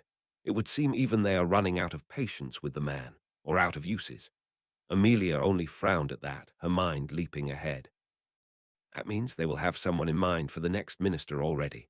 A pureblood, no doubt, and one with leanings towards the darker side of magic. If we don't want the situation with the muggles to turn into an excuse for a blood purity war, we will need to have someone of our own to put forward. Rufus met her eyes straight on. Amelia, no, she said firmly with a shake of her head. Not me. Rufus was silent a long moment. Then, his eyes full of fire, he began to grin. Sirius Black and Peter Pettigrew. What else is our minister not telling us? By Rita Skeeter, The Truth of the London Massacre. The Gryffindor Betrayal by Arnold Hornbucker, Sirius Black Still at Large. Auras Say No Conviction on Record by Terry Vale, British Ministry.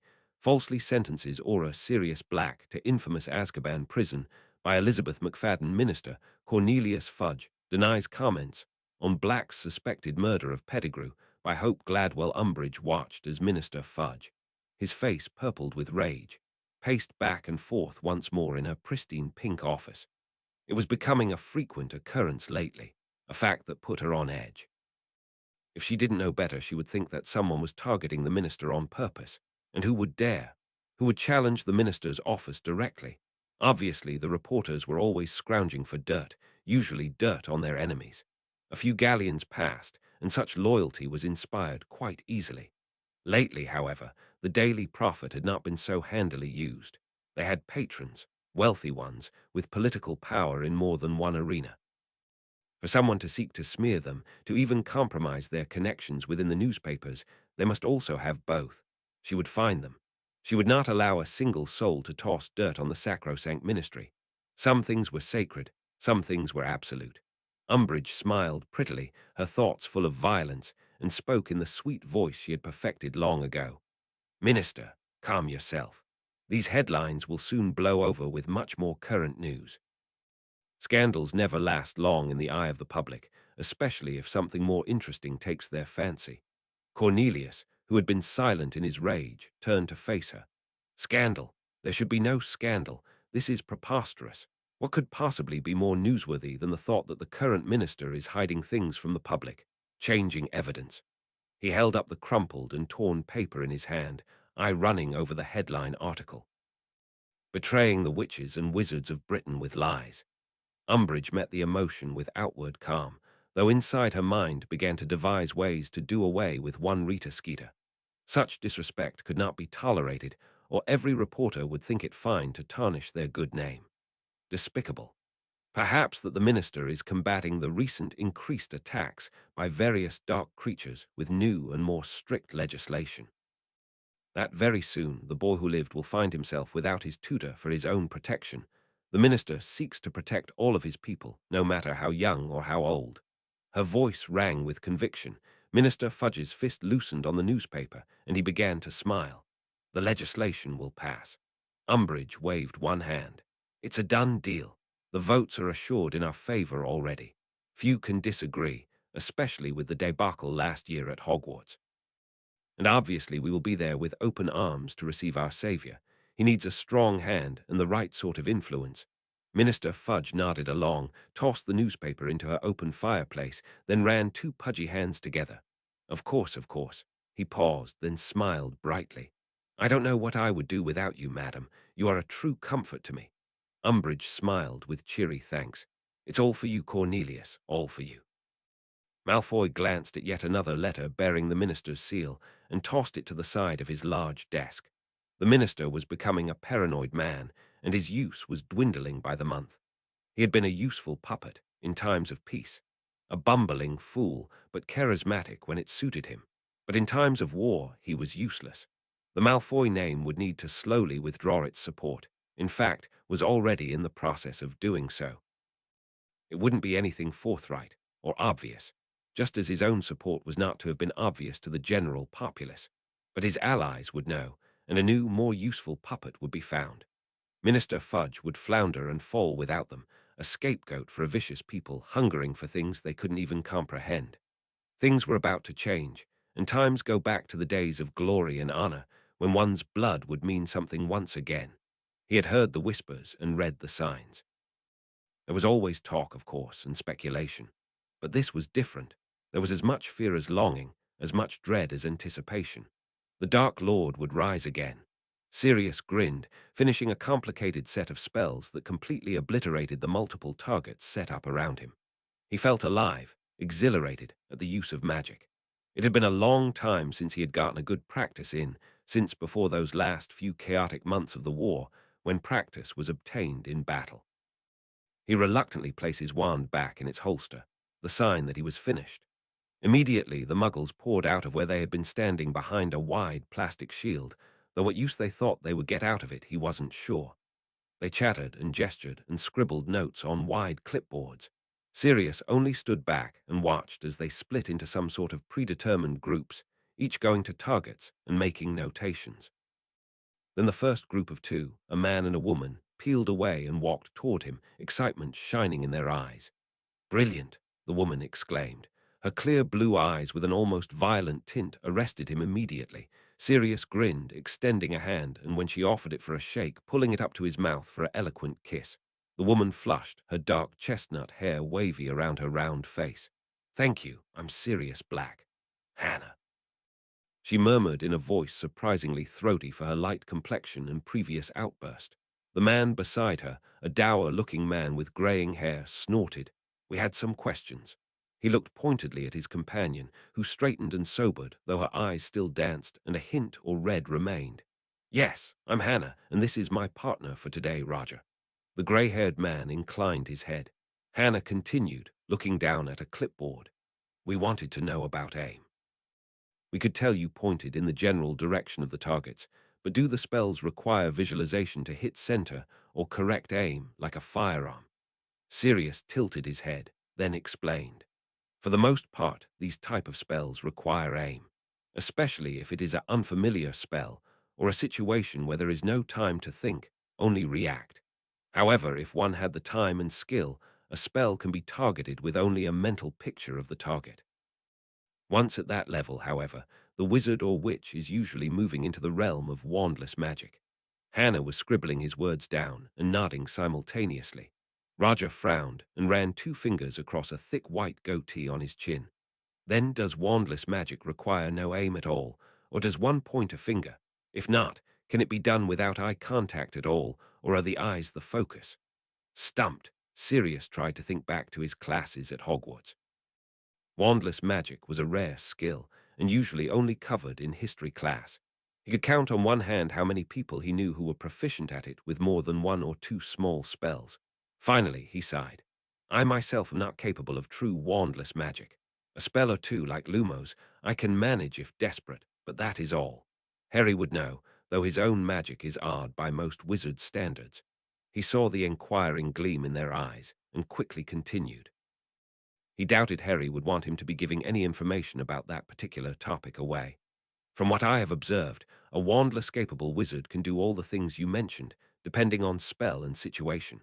Some point a finger, some simply look and will. I have seen a spell done with eyes closed and hands upraised, a shield in particular.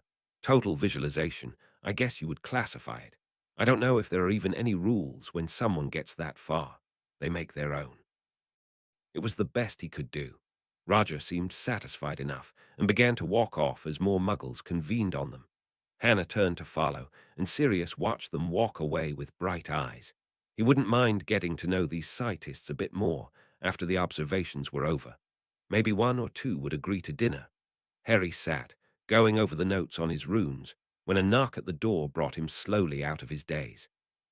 His eyes still swimming with symbols, he got to his feet and stretched out his arms, then trotted over to the door. Remus stood there, his face pale and drawn. Harry frowned, immediately stepping out. What's wrong? Sirius? Remus shook his head, took a deep breath, then sighed. He simply passed over the paper in silence.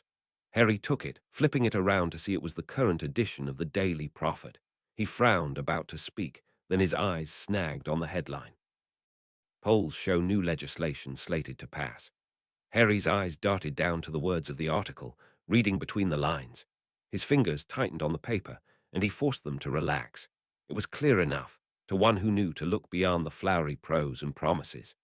The Wisengamot was about to convene in a few months' time, and top of the list was new laws proposed by the minister and his aides to prevent dark creatures coming into contact with innocent witches and wizards.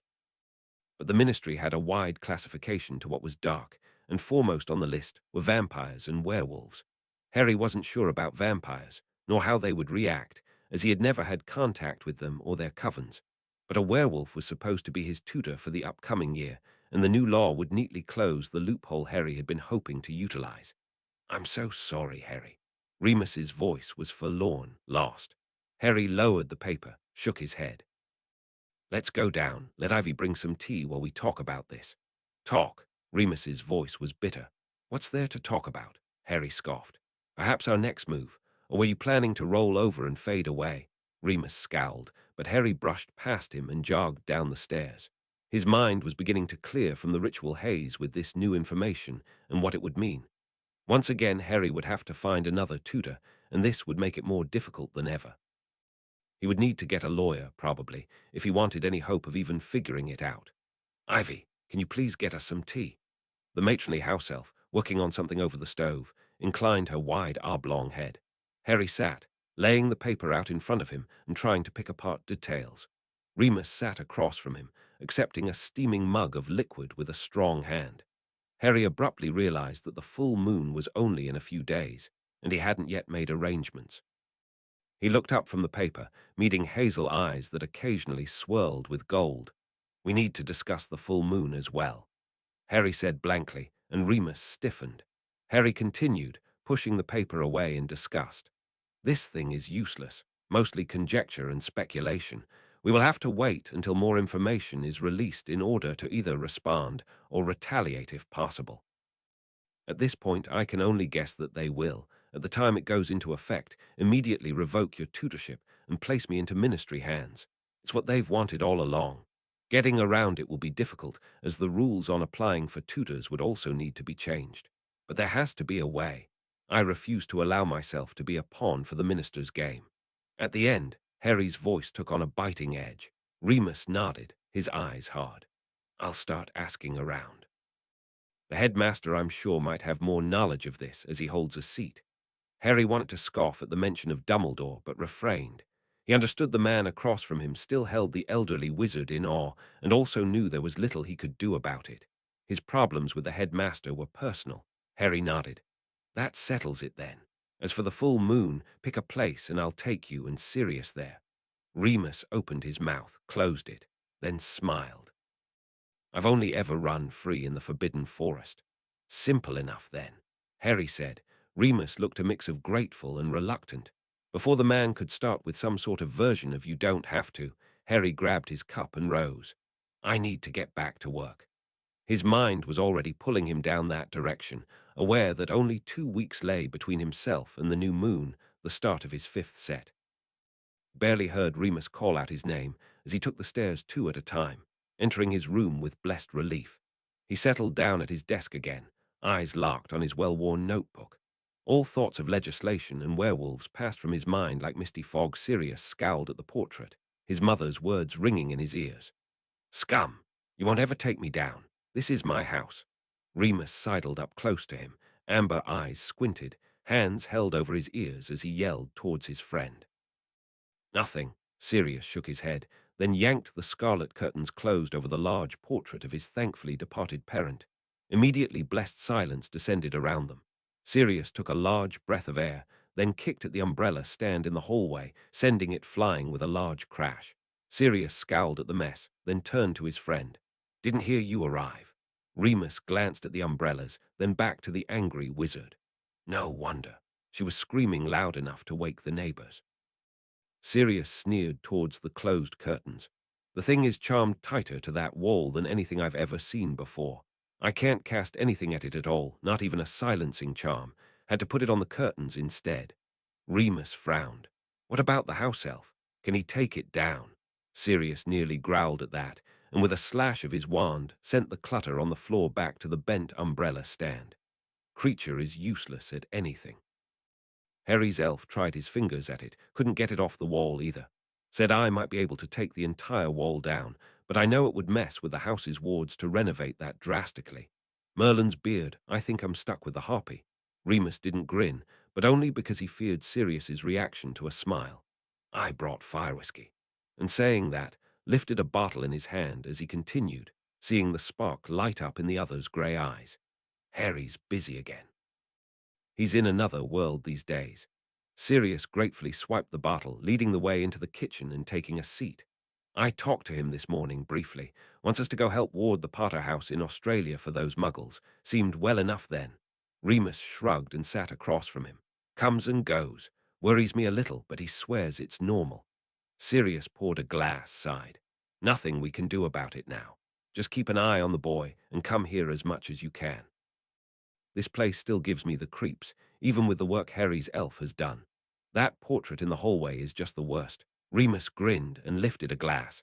To your mother, dead, but unfortunately not gone. Sirius grimaced and clinked his own glass against Remus's. To the upcoming purchase of a sledgehammer. The next day, Harry left Sirius and Remus in the slightly overgrown lawn of his house in Carndonin and quickly ascended the steps to the front porch. When he knocked, he was surprised to see Tiny answer the door. The teen looked him over, then folded his hands against his chest. You took him in the middle of the night. I didn't even get to say goodbye. Harry fidgeted, looking down from the accusing blue eyes of the boy he had grown up with. It was his choice. He said he would write. Tiny threw up his hands with an explosive snort. As if a letter is enough. I can't believe you did that, Harry. Harry shook his head slowly. I'm sorry. It wasn't my plan. Tiny scowled, then looked away. Cares at work. Harry shifted, then glanced behind him to where Remus and Sirius looked on with curiosity. That's fine. My godfather and his friend are going to help ward this place. They have more experience than I do with structures. Tiny's eyes widened, then he frowned. Do I need to leave while you guys? Tiny gestured with his fingers. Work your magic. Harry thought for a moment, then shook his head. No, I don't think so. Tiny nodded, then narrowed his eyes, crossing his arms. I want to watch. Harry held up his hands in surrender. Don't let me stop you. Tiny snorted again, but rolled his eyes, a small smile coming to his face as he bounced in the eager excitement Harry had not seen since their days at the cabin near Cheddar Gorge. Perfect. If Tiny had hoped to see a lot of magic, Harry thought as he watched his godfather, he's probably disappointed. Tiny sat on the porch, watching avidly as Sirius walked around the small two-story with wide steps, the white wand in his hand, catching the sun occasionally. Harry stood next to Remus, who was explaining some of what the other wizard was up to while he waited to help with the next ward scheme. You want privacy wards, to keep other wizards from snooping around. Oh, and perimeter wards. He'll tie them to something inside that will light up if someone comes within a certain area around the house. Then there are the standard burglary charms. He and James put up so many of those as auras during one of the ministry's publicity campaigns, he told me he could do them in his sleep. That's why he's walking around, getting a feel for the windows and other potential entrances. Harry frowned, watching as his godfather lifted his wand, a brown spell flung from his wand and seeming to slide up the side of the house. Should we do this in stages? I don't want to cause some sort of alert or something with the Australian ministry. Remus glanced over at him with curious eyes. This is one of the Potter properties, right? All wizarding dwellings are considered magical zones. Won't set off any alarms. Harry's brows furrowed. Yes, but it's a registered squib dwelling. I had to register them, get paperwork so they could get jobs, and we could hook into muggle utilities. Remus shook his head and smiled. It's still a wizard dwelling, Harry. They know that magical relatives may occasionally visit, and a little magic is expected. They can even have magical pets if they wanted, though a Krupp has to have its tail docked. Obvious signs of magic are discouraged if they may wander where muggles can see them. Harry's eyes widened, even as relief pooled in his stomach. He had had a worry in the back of his mind every time he visited. worried about triggering some alarm by using too much magic. Realizing it was all for nothing made him grin. Having you two over was worth it just for that information. I've been worried about it, careful not to cast spells or use magic very much. Remus looked back over to Sirius as he answered. Well, no worries now. We can get this place warded tight, and your friends will be as safe as we can get them. Harry smiled and watched as Tiny craned his head around the porch, watching as his godfather lifted his wand for another spell. Safe. Care and Tiny at least safe. Two less people to worry about. The novelty of the idea kept him smiling late into the afternoon as the hours slowly passed. That evening, Harry looked up at the two-story house belonging to the Grangers and braced himself. When he knocked on the door, he hoped to Merlin that it would be Hermione who opened the door and not his formidable and eloquent mother. No such luck. Mrs. Granger smiled brightly, her brunette hair large and curled. Harry, how wonderful to see you. It's so nice that Hermione is being visited by such nice young men this summer. Too, and in less than a month. How wonderful. Harry almost looked behind him to see if someone else had followed behind him. Too. From behind Mrs. Granger, a baritone voice droned out in a sarcastic monotone. Let the boy in, love, before he fades away on our very doorstep. He's here to see Hermione, not you. Harry grinned around the woman at Mr. Granger, sitting in the wide living room with a newspaper open on his lap. The man hadn't even looked up. Harry stepped inside as Mrs. Granger stepped back with an apologetic look, then turned to the older woman with a smile. It's always nice to see you as well, Mrs. Granger. She fluttered a hand at him, eyes bright. Oh, you are a sweetheart. Hermione is lucky to have such good friends. Why, just the other day I was telling Mrs. Ferguson, she's one of my patients and does the most wonderful crochet.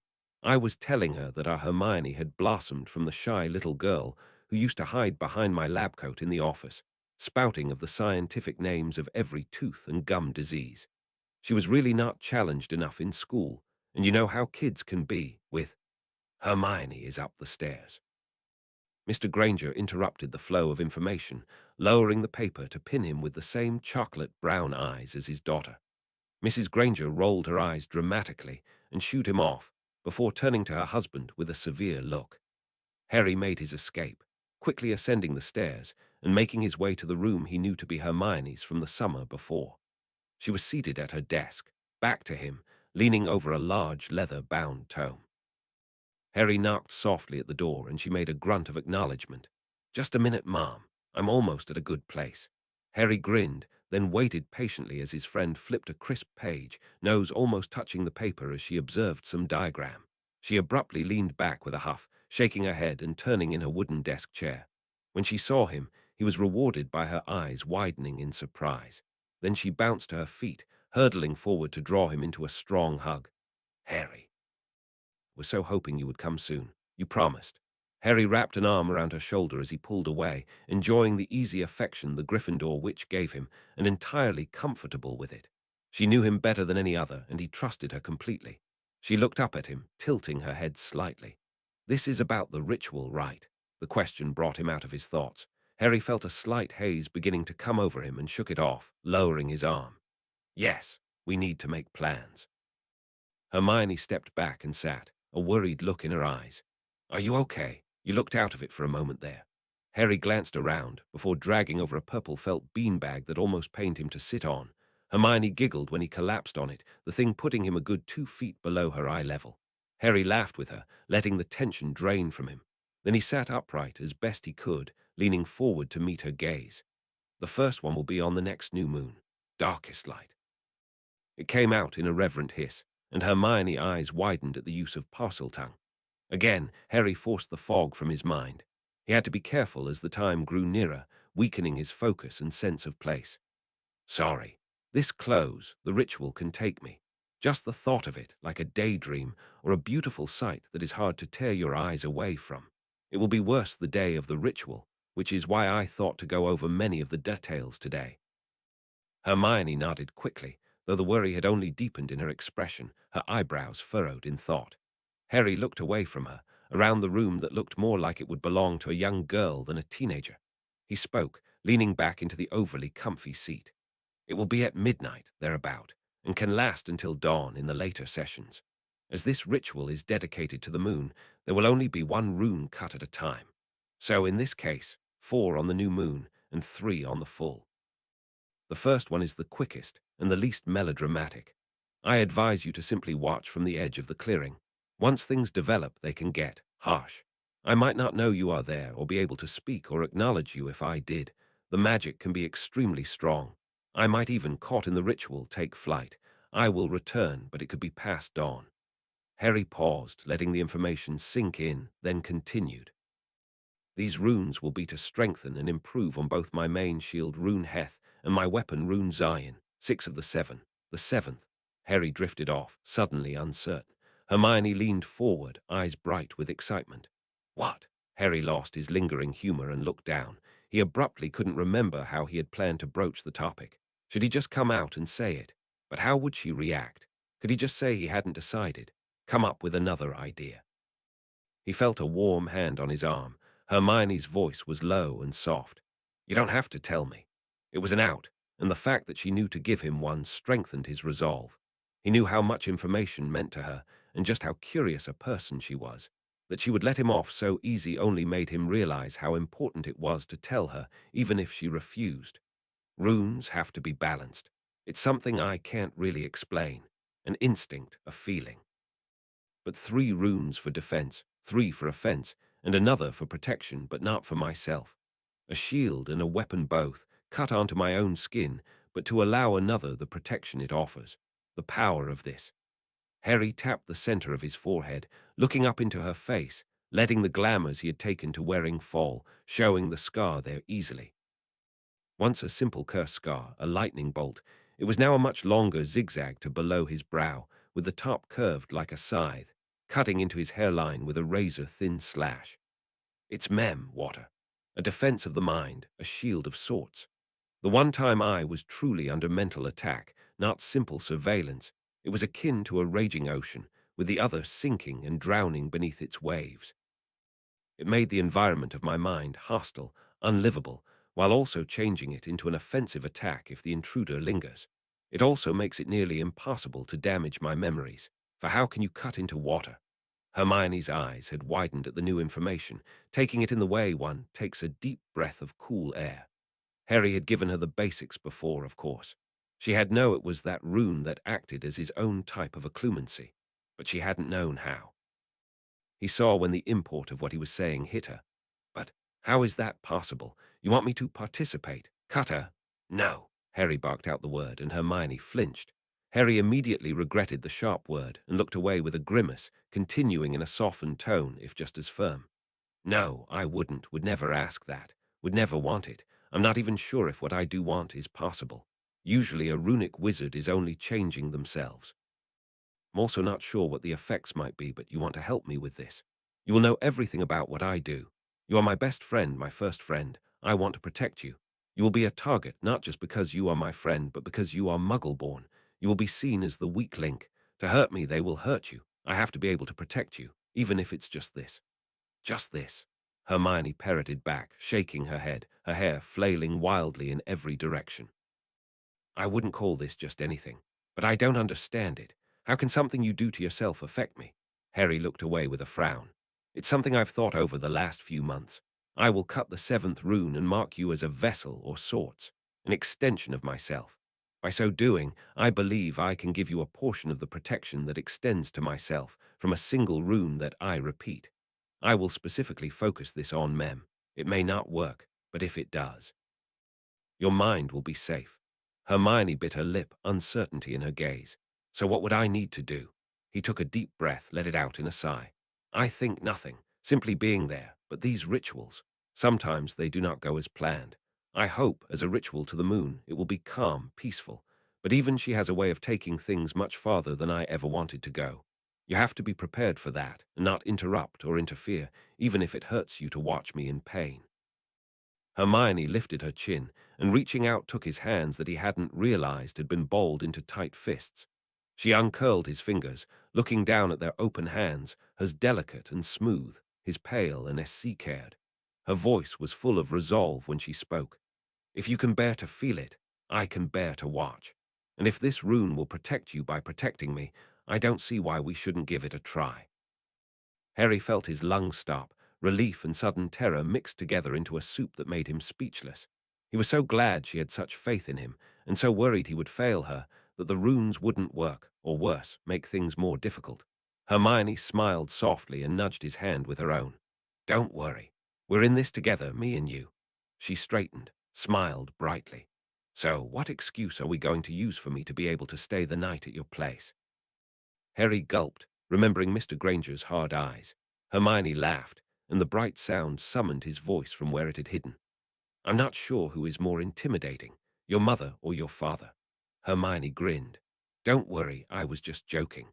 I've already told them of the project you and I are working on this summer, and that not only am I meeting the others every last Saturday of the month, but I'll be meeting you two a few times once we set a time frame.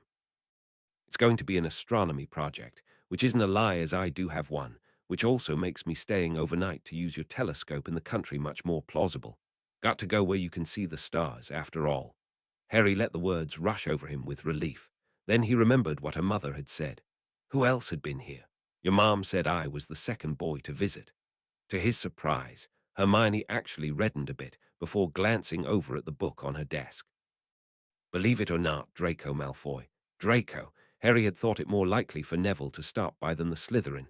He could hardly believe the boy had stepped a single polished boot into a muggle area, let alone travel through it and enter a house. Hermione continued, a confused look on her face. "I never would have." She drifted off, her eyes suddenly widening. She turned back to him with a frown. "I agreed to learn occlumency with him this summer, study together. But if this rune works—" Harry sat up straighter in his precarious temporary chair. "Don't quit because it might work. This would be good practice anyway, and a bonus if the rune fails. Occlumency is useful for more things than just shielding thoughts." Hermione nodded, though her worried look hadn't faded. "I know, meditation and such. But am I going to tell them him? How can I not?" Harry felt a swirl in his stomach, a pinch of some angry emotion he couldn't put a name to. "I didn't want to tell about this, not yet. We weren't going to actually practice on each other, correct? No reason they should know." Hermione slowly nodded again, but her eyes darkened. "I don't want to lie to him." Her voice was low. Harry almost flinched at the guilt in it, but disguised it as a restless motion. He didn't want to make her do something she disagreed with, but he also didn't want the others to expect something similar. He stood in a quick athletic leap, turning away from her as he spoke. "The rune will be the last one in the set. You have 3 months to figure out if it's worth it, and if it is, what you will do.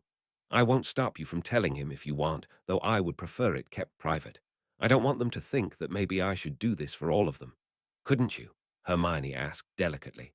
Harry stared at the bookcase in her room, eyes roving over titles without comprehension as his mind raced, trying to sort his emotions, trying to be rational.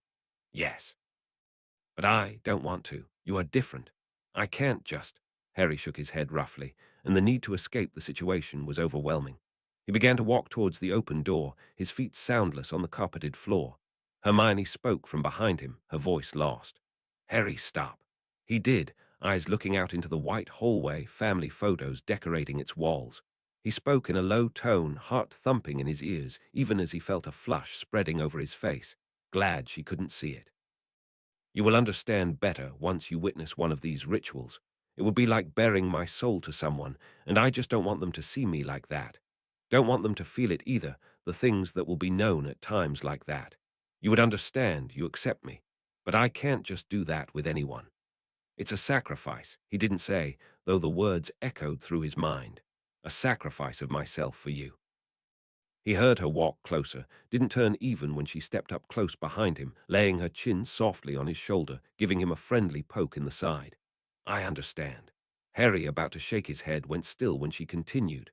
"I do. I'm sorry for asking that. I should have known better." Harry turned, but Hermione did not step away, and so he ended up in a half-hug. He sighed, speaking with reluctance. "It's all right. It doesn't matter. I'm sorry for getting upset with a simple question." He didn't want her to take any blame, annoyed and mystified with his own response. What was his problem? He broke away from her, glancing down the stairs. "I've got to go. I'm taking Remus to the forest for his transformation. Professor Snape is no longer making him Wolfsbane." Hermione nodded, before wrapping her arms around herself, smiling slightly as she spoke. I'll see you then in 2 weeks. Come and get me that afternoon." Harry nodded, before turning and descending the stairs, his mind still in turmoil. Something about her was putting him on edge, making him uncertain of himself. He didn't get that feeling from any of his other friends, nor did it matter as much what they thought of him. And why did it bother him that Draco would be studying occlumency with her? It was not as if he could teach her himself. With a quick goodbye to Mrs. and Mr. Granger, Harry exited, waiting until he was a good few blocks from the house before returning to Hallam Street. The sun was beginning to set over the ancient trees when Harry stepped back from Sirius and Remus. The forbidden forest was already dark and full of mystery around them, the clearing now knee-high in green grass going to seed. The area where he had performed a previous ritual was still bare, and he walked over to it with a dull ache growing in his chest. Someone, perhaps the centaurs, had placed large rocks around the dirt circle, and between the rocks vibrant red and orange flowers bloomed prolifically. They looked like spots of fire between the pale rocks, and the irony was not lost on him. Sun and stone. Harry! The sound of his name brought him back. Harry turned to see Remus looking over the circle with furrowed brows. Harry shrugged casually. It's been here for a few years. Not a lie, exactly. Will this do? Remus's frown didn't fade, but he nodded. The golden glow in his eyes was only growing, taking over the hazel and changing it, making him look wild and feral in the evening light. Or perhaps that was just the werewolf's magic, swirling about him in wide waves of anticipation and dread commingled. Harry looked away from the sight, seeing Sirius walking over with curious eyes. Harry tried to smile, ignoring the pull of moon and ritual both, his skin oddly aflame with its own promise. I'll leave you to it then. Will you just apparate back afterwards? Sirius began to nod, but Remus had a strange look in his eyes, the gleaming amber abruptly fierce. Harry saw light fading around them, the night taking hold, the sky cloudy and threatening rain. Remus spoke, and in his voice Harry heard a low growl. Stay, run with us. Sirius turned wide eyes on his friend. Moony, you can't mean. Remus turned away abruptly, shaking his head. No, I mean no, that's not a good idea. His voice, strong and angry, drifted off, lowered to a whine that made Sirius's confused gaze turn to Harry. You should. You should stay and run with us. Protect me from hurting anyone. Moony, I can do that. I'm here, Sirius said with a hurt undercurrent to his tone. Harry only watched in growing worry and confusion as again Remus shook his head, reaching up both hands to grasp his hair. No, Merlin, I don't know what's going on. His voice took on a high pitch, and the magic swirling about him only strengthened, a whirlwind of pale grey and speckled gold. His voice was off, a pleading slur, the words running together in hasty syllables. Harry, you are to stay. Something's wrong. I darn feel right. Sirius opened his mouth to speak, stepping between the two of them with growing worry. Moony, you're about to transform. Of course you don't feel right. Calm down. Everything's going to be. Remus tossed his head with an inhuman howl, striding forward to push Sirius away with a stiff hand, his teeth bared in a snarl. Harry shook out of his confusion, and the haze caused by the moon rising, his brows furrowed. Remus had not acted this way the time before, the transformation coming upon him suddenly and without forewarning. This time his magic was upset and on edge, and Harry could see the wizard losing his control with every moment the moon came closer to fully rising. The wolf was almost to the surface without even the call of moonlight. Remus' teeth were beginning to elongate, his eyes completely taken over, his fingernails lengthening into claws. The man-wolf faced him, words impossible in its mouth, magic adrift and tangled. Harry met the gaze straight on, his posture as it had been a month before, strong and unwavering.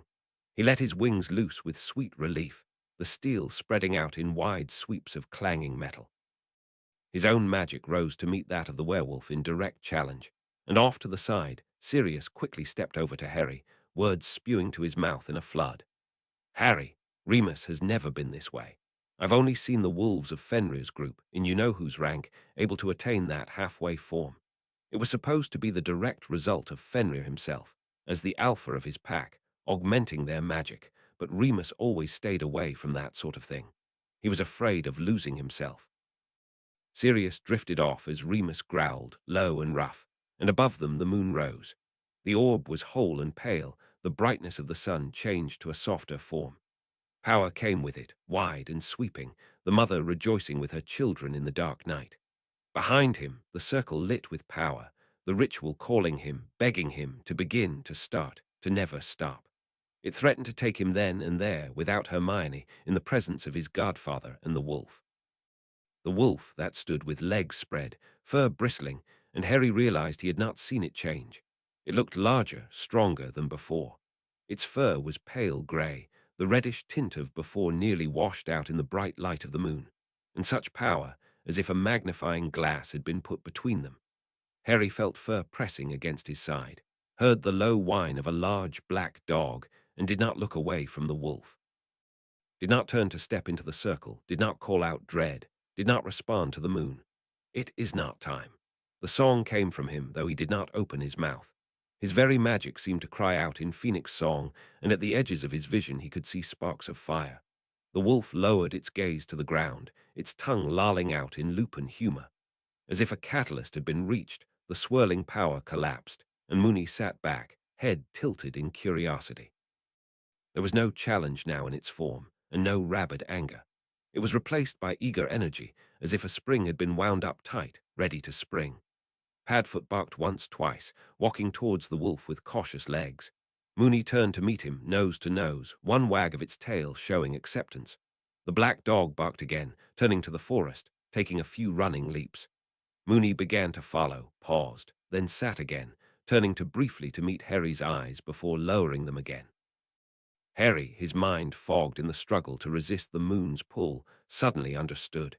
He had overpowered the wolf the previous moon, had held it down and made it submit. His presence at this one, his refusal to back down and run, and the wolf's acceptance of that mastery, had completed the cycle. Harry had never heard of a normal human being able to be part of a wolf's pack. Only animagi could come close, and they were never the leaders. The wolf would tolerate, even accept them, but never submit to their will. That Sirius and his father had even been able to keep the wolf from harming anyone during their school year runs was a miracle. But Harry wasn't normal. The moon ran in him as well, was written into his skin and running through his magic. Perhaps, to a werewolf, it was not the form as much as the magic, and over it all the power. Werewolves would only respect strength and tolerated no weakness. In a pack like Fenrir's, the wolves all benefited from the increased strength and magic that came from being a group under the moon, one cohesive unit. And those who fell behind or away would be hunted and slaughtered on the fangs of their brethren. Harry hadn't meant to do what he had done, but it was over now. He jumped into the air, his wings taking in huge sweeps of air and tossing him aloft, and below the werewolf ran, matching him stride for flight, and beside it ran the black form of his godfather. He simply flew, dimly aware of the sound of joyous howls below, and contemplated how he was going to procure wolfsbane. When dawn came, they were back in the clearing.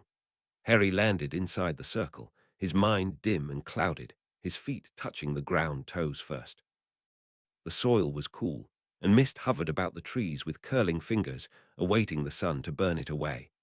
Moony lay sleeping, curled in a tight ball, beside the smaller black dog who rested its large head on its paws, grey eyes focused on Harry. The wolf began to change, and the pain roused it, a whimper turning into a low moan. Sirius sat up, brushing off his damp robes, and gathered a robe from the small pack they had brought with them, wrapping it around his friend. Remus sat, his head down, his breath harsh in the morning. "Why didn't you tell me?" Harry accused before he could stop himself, anger welling inside. Remus finally looked up, the hazel eyes full of sadness. "I hoped I was wrong." Sirius shook his head, a comforting hand on Remus' shoulder even as he demanded, "Explain." Remus took a large breath of the morning air and glanced up to the streaks of red and pink billowing across the sky ahead of the sun.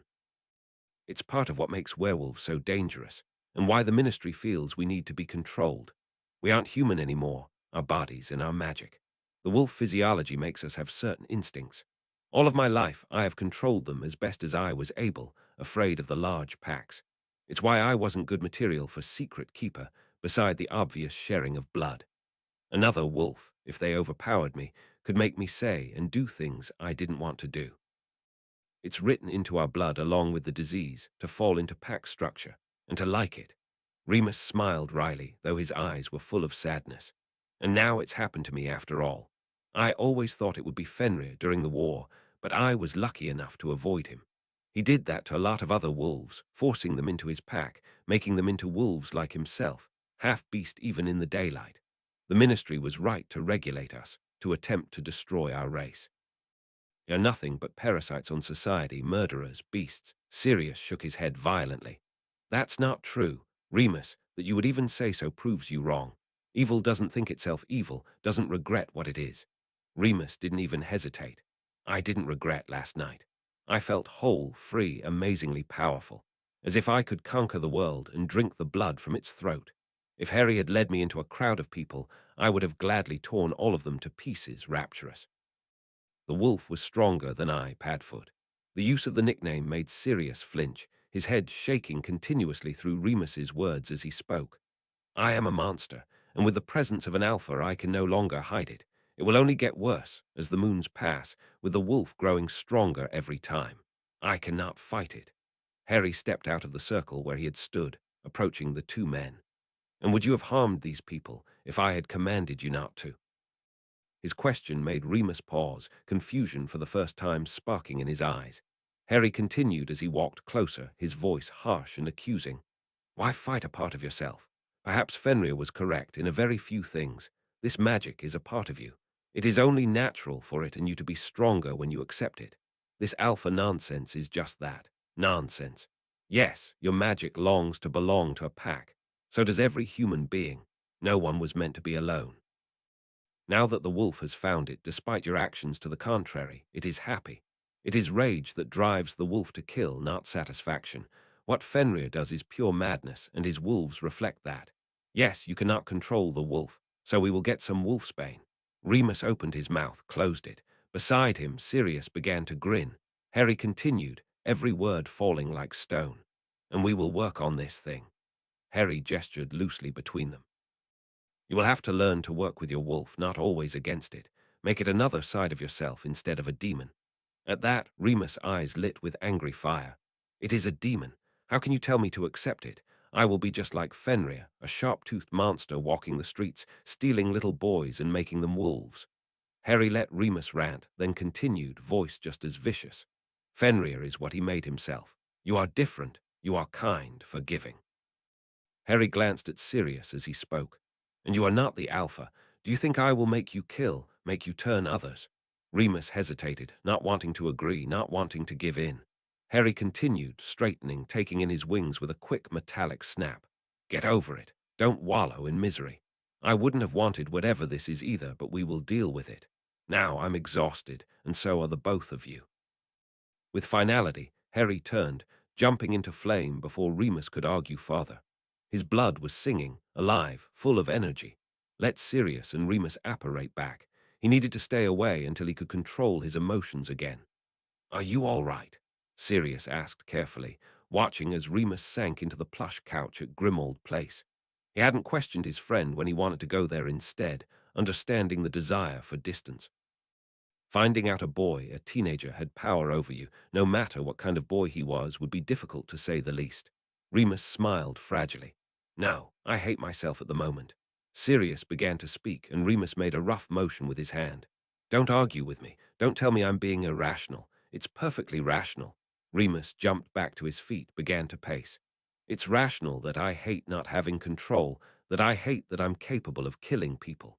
Innocent people. And now I've managed to drag my best friend's son into it. What next? Remus took a deep breath, let it out. Sirius spoke, his voice firm. Next, you will work with Harry to find the limits of whatever this is. Maybe what it's called for starters. There's probably a book somewhere on it. All we know is conjecture, rumor. Remus sank back into the cushions, closed his eyes in defeat.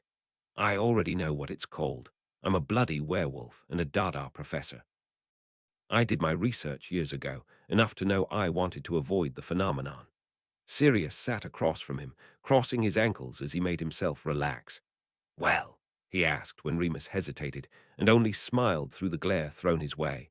Remus began, eyes tracing the newly clean lines of the room. Werewolves are similar to normal non-magical wolf species, but it's only a passing similarity. In wolves who form pack structures, the two alphas, male and female, are usually merely the parents of the other wolves, all of which are related. There is some infighting, but it's not like popular myth makes it out to be. Very few dominance battles and aggressive hierarchy. Those alpha wolves don't tell the others what to do or even truly dominate them. They merely make decisions and do them, with the other wolves choosing to follow or leave the pack. With werewolves, it's different. It's usually, almost always, the alpha who creates new werewolves, passing on the disease. Other werewolves will kill only, not turn. Remus paused, let out a heavy breath before continuing. And among us, the social hierarchy takes on a darker meaning. The alpha, singular, only one male or female, has absolute authority. They have been proven by physical and magical strength to be the greatest. Until they are overthrown, the other wolves will look to that one for protection, guidance, and in many ways, a reason to live. It's blind loyalty, with hardly any free will involved when in wolf form. It's why I avoided it for so long, despite all the papers published on the contentedness of pack members. Sirius frowned.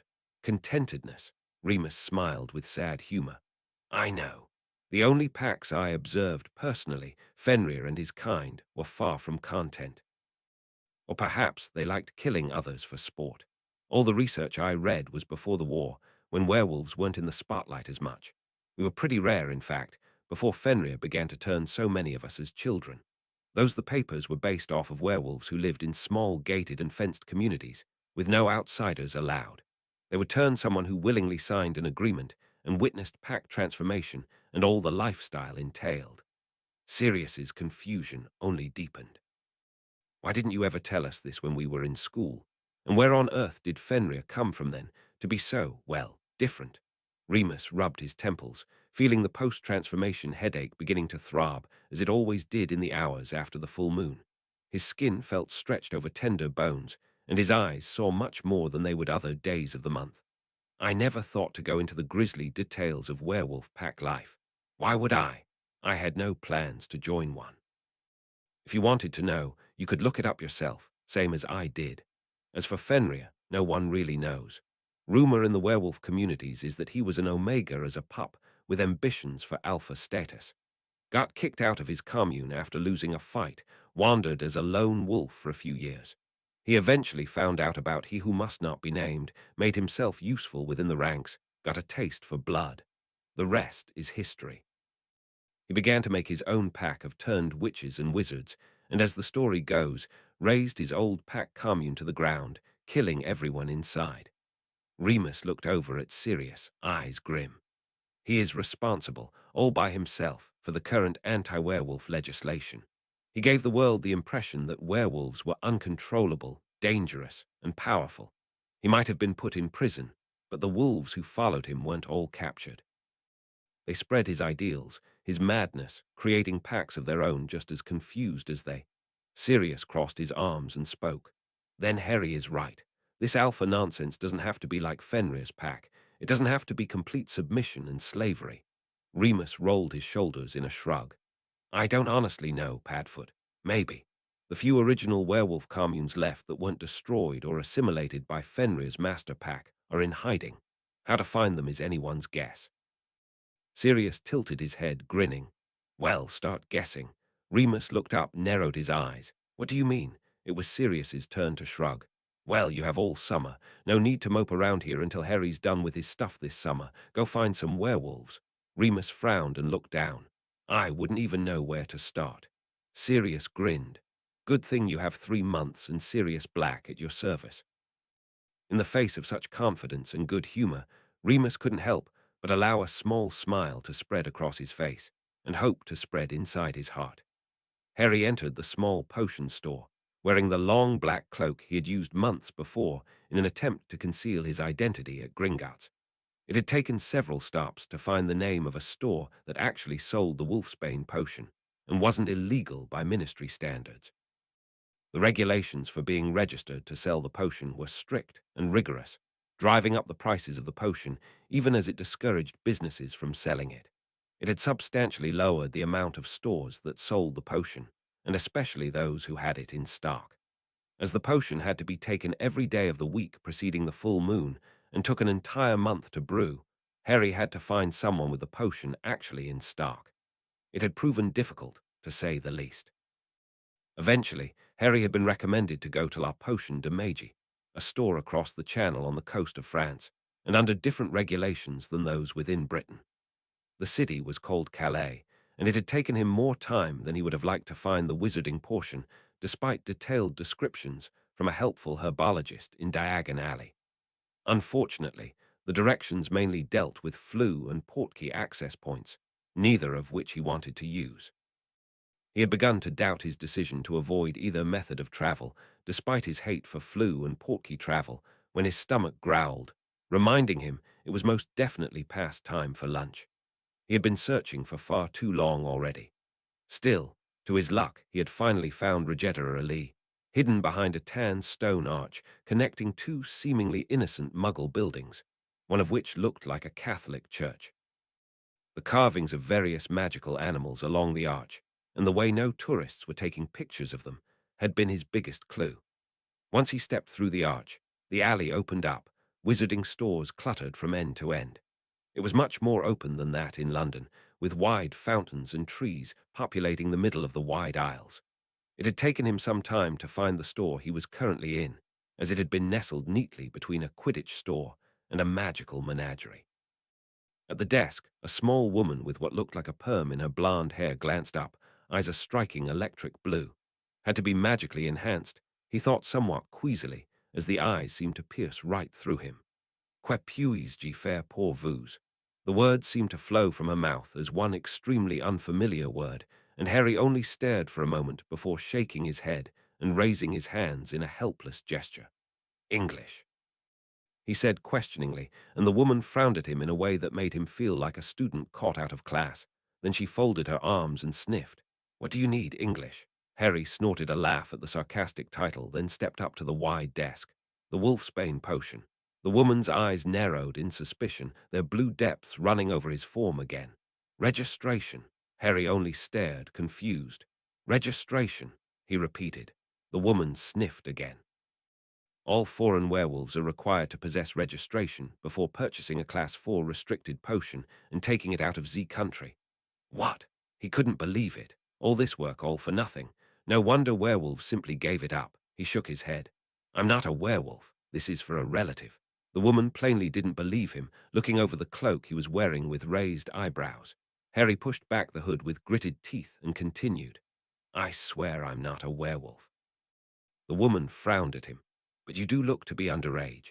Class 4 potions are restricted, due harm, as they are poisonous substances when taken improperly. You cannot purchase them without the company of an adult.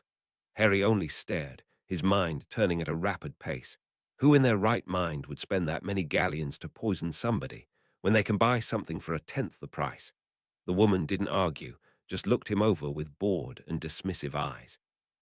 Harry stepped back, glancing around the shop with frustration. What was he going to do now? He could look in other shops, other countries, though the thought filled him with dread. He hadn't thought of the potion classification, and those were pretty much universal throughout the wizarding world, just like magical creatures. Surely it could have been classified as a Class 3 instead of 4. Who had placed such a high class on a potion with a legitimate medical purpose? The bell attached to the door chimed softly as a group of 3 girls stepped inside. Elegant blue wizarding robes draped over what looked like a uniform of sorts.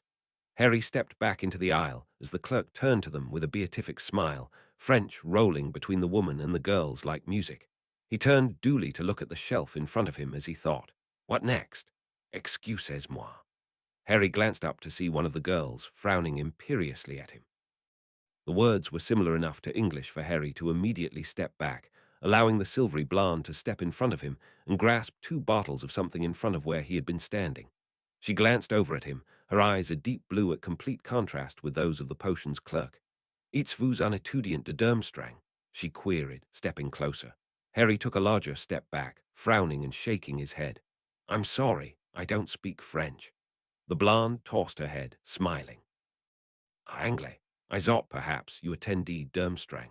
Harry fidgeted uncomfortably, a slight headache developing behind his eyes. He couldn't deal with polite conversation when he was trying to figure out a way to keep his werewolf tutor from losing his mind once a month. When he spoke, he kept the annoyance from his tone, figuring he would get rid of her faster if he responded. No. The short answer made the girl raise a single eyebrow. Again she stepped closer, and again Harry backed up the girl frowned. Hogwarts, then. Harry looked away and saw the girl's two companions advancing on them. He swallowed nervously as he shook his head. No. He began to turn, but the blonde reached out to lay a hand on his arm, looking up at him with those large, dark blue eyes. Would you like to accompany us? We are shopping for Z school supplies. You may carry our zangs. Who on earth did this girl think she was? Harry saw one of the other girls nudge her companion with a smirk, and found the anger boiling inside him finally burst free. He brushed the girl's hand off and stepped away from the three. No, thanks. He began to stride away, head down.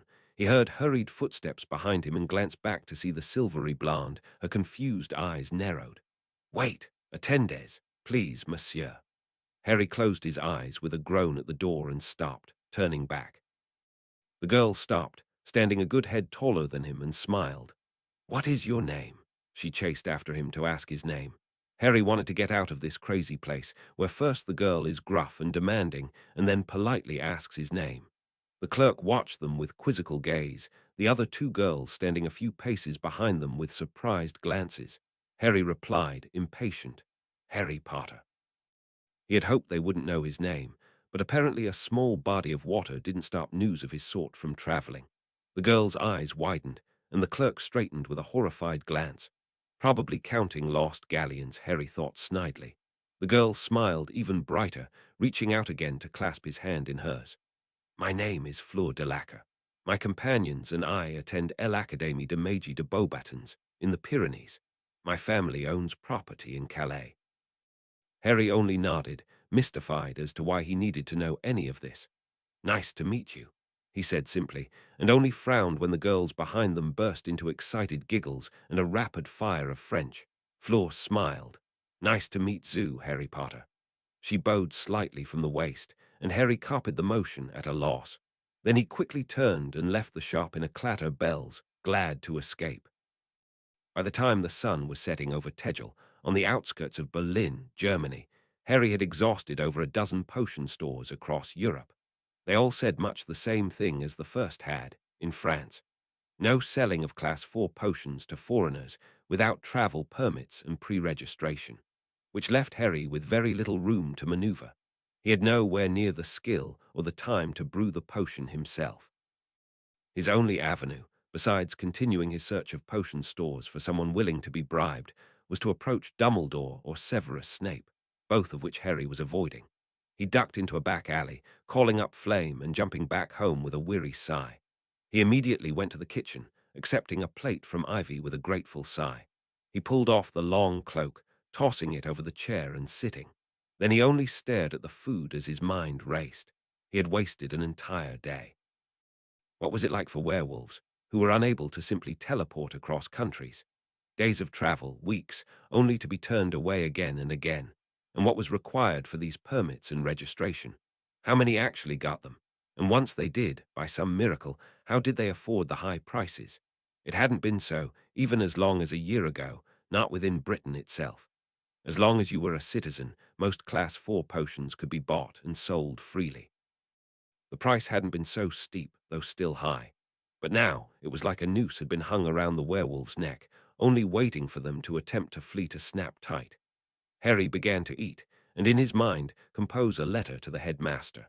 He hated asking for help, but he hated even more letting his tutor, and perhaps now friend, suffer every month when there was something he could do about it.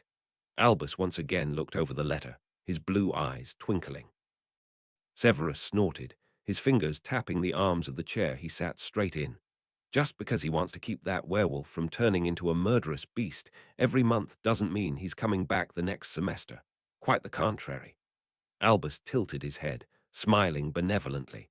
You've been keeping abreast of the papers as well, Severus. You know that Remus can no longer be his tutor, at least after November. I am sure Mr. Potter is also aware of this fact. Severus grunted, before looking away with a grimace. He had not been happy to be called from his home to return to the school during the summer months. He had several volatile potions that needed constant attention, a reason he had waited to the summer to brew them. And now he would need to once more take up the wolfsbane potion. It was a good thing he found the potion enjoyable to create. Otherwise, he would be most unhappy. And Severus did not doubt for a second that Albus would agree to the potion transfer, if only to keep some sort of track on Harry Potter. Time will tell. I, for one, do not see him falling so easily back into this school. You should not either. He is wasted here. Albus arched one white brow. I was hoping to perhaps tutor him myself. I would not expect him to attend classes with his peers. Severus bit back a snide comment and remembered the way his godson had studiously avoided his eyes. There were secrets there, secrets he was sure Potter would not risk putting in the hands of Albus Dumbledore. He stood with a small bow. If that is all, headmaster. Albus nodded once and returned his gaze once again to the letter in front of him, brows drawn together in thought. With the knowledge that the wolfsbane would be provided, Harry allowed his world to sink into obsession. He knew there would be strings attached. Anything Dumbledore did would be so, just as anything with Rufus Scrimgeour, who he had been communicating by owl, would be. But none of it mattered anymore, not with the scars on his skin bleeding into fire, itching and burning and twisting. His magic rolled about him when he did not think of it, rustling papers and curtains and sheets, bringing him things he had not known he wanted, keeping the door locked and silenced and warded against anyone and anything. He ate, Darby bringing him food directly to his room, popping in and out before the magic in the air could confront him, knowing what was happening and not worried. The house. Elf explained as much to Remus and Sirius. When they attempted entry into the room a week from the new moon, their faces pinched with concern, though they did not understand. Harry hadn't spoken to them in days, nor shown his face at meals. If not for the house elf's word and the locked door, they would think him vanished. But Harry drew his runes, drew them again and again and again, and dread stretched scale and bone around him, long tongue tasting the air and hissing songs of blood and light. It was almost time, and if Harry had tried to turn away, his own power would swallow him whole, leaving naught but a tattered husk behind. It would be done in Elder Futhark, the very runic system many modern wizarding runes were based off, the origin going back to pre-Roman days, Anglo-Frisian, Germanic. Harry had known when he looked over the alphabet, when he read the Norse tales of gods and man, and the many ways they killed and loved and maimed each other. It was perfect for his fifth set, each letter and rune impressed with meaning and a wealth of power, one symbol able to be twisted into 1,000 pictures. Harry lay back on his bed, dread looping about him in patterns he did not try to understand, feathers of scarlet and emerald fluttering in a wind that came from his own released power. He had spared a thought for Fawkes, who had accompanied him on his last sets, but the phoenix had not appeared. Perhaps it knew that the sun was not welcome, not this time, not this summer. He heard the pop, but did not open his eyes, merely lying back on the bed, his wings held tight under his skin. The tattoo bled into his magic that looped through the air in an echo that threw a feathered shadow across the wall. Master Harry Potter, sir. The tone was careful and reverent. The shadow of power paused, and dread coiled tight on his stomach, hissing breath escaping his scaled lips. Harry sighed, and the breath of air seemed to take longer than it ought to escape his chest, as if time had slowed in opposite proportion to his lungs. Yes, he said with the sigh, and the syllable felt different, sounded odd to his ears, full of Parseltongue and garbled English. But Darby seemed to understand. Darby has brought you her me one, sir. The name brought some of himself back for a moment. Harry sat up, dread slithering down to his lap, and he looked into Darby's green eyes, reminding him abruptly of the bright fluorescent coloring of poisonous frogs, hiding magic and intelligence and strength in a small, unobtrusive form. He shook his head sharply, focusing. Is it darkest night? Of course it was. He knew it in his bones, in his skin, in the light of his magic that was tugging him now, shredding his concentration and ruining him. He didn't wait for a response, swinging his legs over the side of the bed in one graceful motion.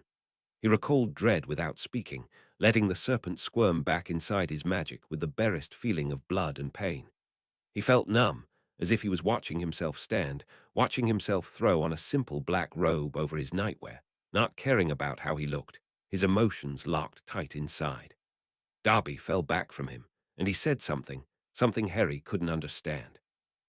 He only walked past the cringing elf, the shadow of power trailing behind him, darkening the lamps in the hallway, shuttering the flames in the fireplace as he entered the large living room. Hermione, her gaze bright and excited, whirled around to face him, excited words spilling from her mouth in high tones and bright pops of magic that rose and fell with every syllable. "Harry, I waited all afternoon, thought maybe you had forgotten, but Darby came, scared my parents half to death, but he came and—" She drifted off, her brown eyes taking him in, running over his expressionless face. "Harry," she whispered, but he couldn't answer, not yet, not when he feared every word would be a spell and every gesture the cast of a wand. She froze as he approached, eyes wide and dismayed, and Harry simply walked right into her, not even reaching out, skin touching skin, letting the phoenix flame rise up over the both of them and sweep them away, the red and white and yellow sharp in his mind and against his skin, biting and pressing fangs into hide. But it was only his runes, he realized, as he opened eyes he hadn't meant to close, and saw Hermione falling away from him in surprise, landing on the soft clutter of leaves and debris on the forest floor. Her mouth was open and speaking, but Harry's ears could only hear an odd singing sound, the moon, black as the night sky she swam in, none of the sun about her, only the darkness. Darkest night. He whispered it and turned away, seeing the clearing before them, and in the soft soil a single round hoofprint. He stepped over it, walking to the circular stones that had been meticulously arranged in the center, the circle free of leaves and grass. He let the robe slide from his shoulders as he stepped over the angular rocks, absently noting how their gray surface glinted with hints of starlight and crystal. It was dark, pitch black, with no moonlight and little glow from the stars.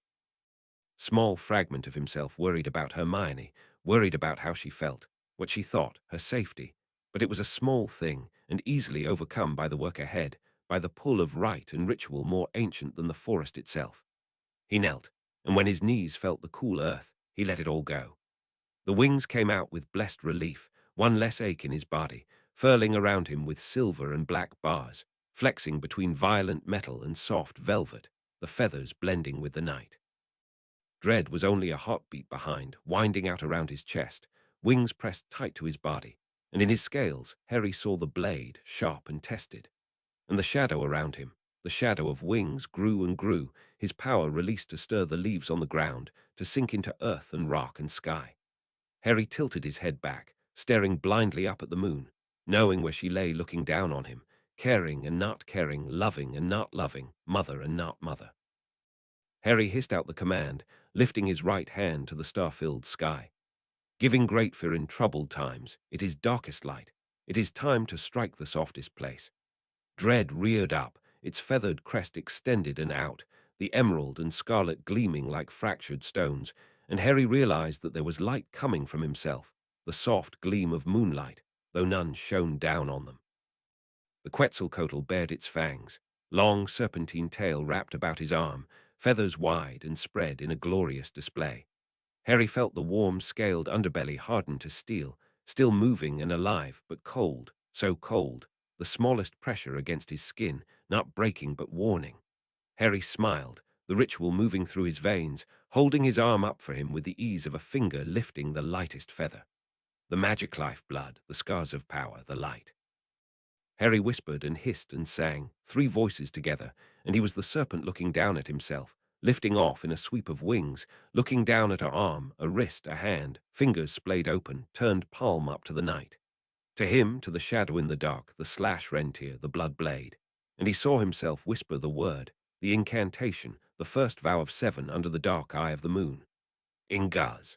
Seeds.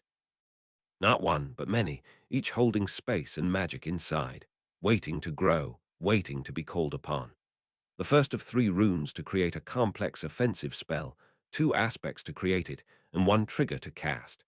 Inguz was the first aspect, creating the base for a rune that could be cast not just once but many times over, not simply outward from his body like any ward, but anywhere he cast his eyes on, anywhere he could see.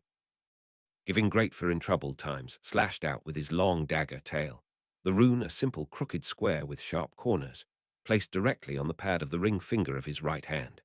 The shark rippled through him as skin parted, the lifeblood welling free, running down his hand in thin rivulets, warm against his arm, to drip down off his bent elbow. The light streamed from his heart, rising up to meet the new rune, threading through those runes already along the path, meeting and assimilating and branding. Harry closed his eyes, back inside himself, a harsh sigh leaving his body, power rising up inside him and meeting something else, Moon Mother-like darkness, the feeling of being filled to the brim and overflowing with strength, as if at that very moment he could wave his hand and level the entire forest. Something whispered at the edge of his mind, something dark and deep and endless, an idea of an idea, and Harry's head snapped up, eyes opening to glance around for the voice. But he only saw Hermione, standing at edge of the clearing, her back pressed to a large oak, watching him with avid eyes. Harry was abruptly aware of himself and felt a wave of embarrassment rush over his face. For the first time in days, he was back in his right mind, clear-headed and untainted by the upcoming ritual. He was kneeling there, hands still lifted, and dread was perched on his wrist and observing his friend with gleaming eyes, tongue flicking out to taste the air. Harry immediately lowered his arm, the quetzalcoatl launching into the air with a graceful slide, his scales reverting back to their feathered state. It hovered there, speaking in a sibilant tone. "This is nestmate, the female, yes." Harry wanted to groan, but only shook his head and jumped to his feet, his heart still racing with the completed ritual, his mind alive with power and light. He summoned his robe and winced when he saw that he was dressed in only trousers, even his feet bare and now soiled with the fresh dirt from inside the circle. He began to drape the robe around his shoulders for some semblance of modesty, only to have them encounter and shred with the touch of the wings still spread wide from his back. He heard a laugh that was instantly choked off and glanced up to glare at Hermione, who stood watching him with smiling eyes. She had put one hand over her mouth to stop the noise, but her shoulders shook with the effort not to laugh. Harry walked towards her, letting the ripped robe fall to the ground with a sigh. Each footstep felt as if it barely touched the ground, and he longed to fly, to simply soar with the stars, reaching out to something that had called his name Harry. He realized he had paused, his expression frozen, eyes upcast at something far distant. Hermione had lowered her hand, worry replacing humor. Harry pasted on a smile as he reached her. "I'm sorry, I'm a bit out of it." She smiled, the worry fading to be replaced with eagerness and amazement that was brilliant. "I mean, I was expecting something with more, I don't know." She gestured over him, head tilted slightly before focusing on dread. "And is that a quetzalcoatl? I've read about them, of course, but where did she come from? She's beautiful." Harry laughed as dread preened, his feathers fluffing up and wings spreading out in a stretch. "He's not a real snake. Well, it's hard to explain. He's the knife." Hermione frowned, looking up at him with creased brows. "How?" Harry glanced at the snake and, reaching out, snagged the flying serpent in a gentle hand and ran a finger over the soft scales. "He's the part I left out when talking about the ritual. The thing that would be missing if someone else wanted to try to recreate it. It's a ritual knife of some sort, and its origin is a mystery to me. It used to be a two-headed dagger, solid silver and steel, with engravings and inset stones. But when I bonded with it, it began to come alive, more and more as the ritual passed, until one time it changed into this." Harry gestured to the wings and feathers. "A quetzalcoatl, like you said, able still to turn to inanimate steel of a sort, if commanded." Hermione reached out a hand, glanced at Harry for permission, then ran it gently over a line of scarlet feathers. "It transfigured to personalize itself to you, like an imprinting of your soul. But why won't just any knife do?" Harry shrugged. "I can see through its eyes. During the ritual I sort of am him. It allows me to cut in places I could never reach or see."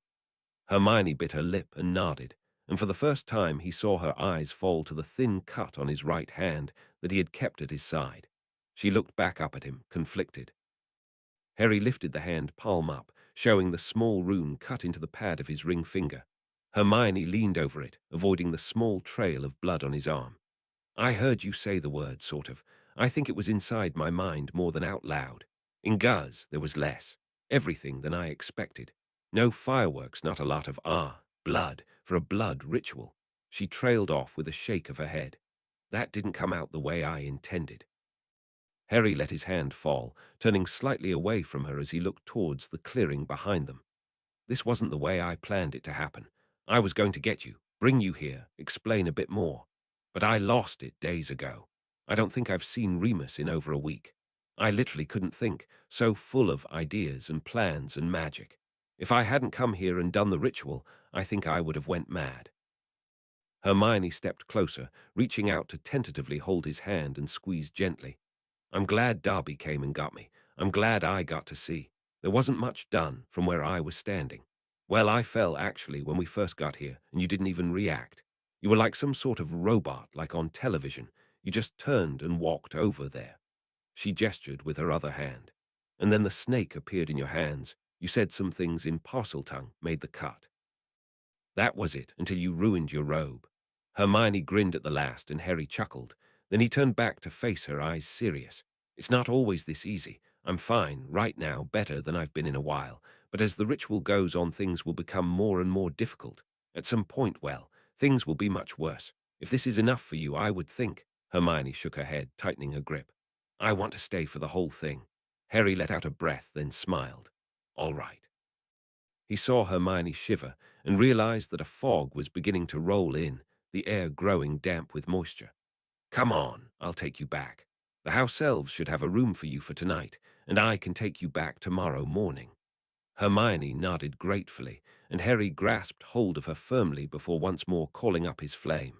As far as Harry was concerned, he had been lucky. Lucky that Darby had had the sense of mind to retrieve Hermione, and lucky he had had no trouble with the ritual or getting them both home. He hadn't yet figured out the key to creating portkeys, something that both mystified him and aggravated him. But Darby's transportation of Hermione had struck a chord with him.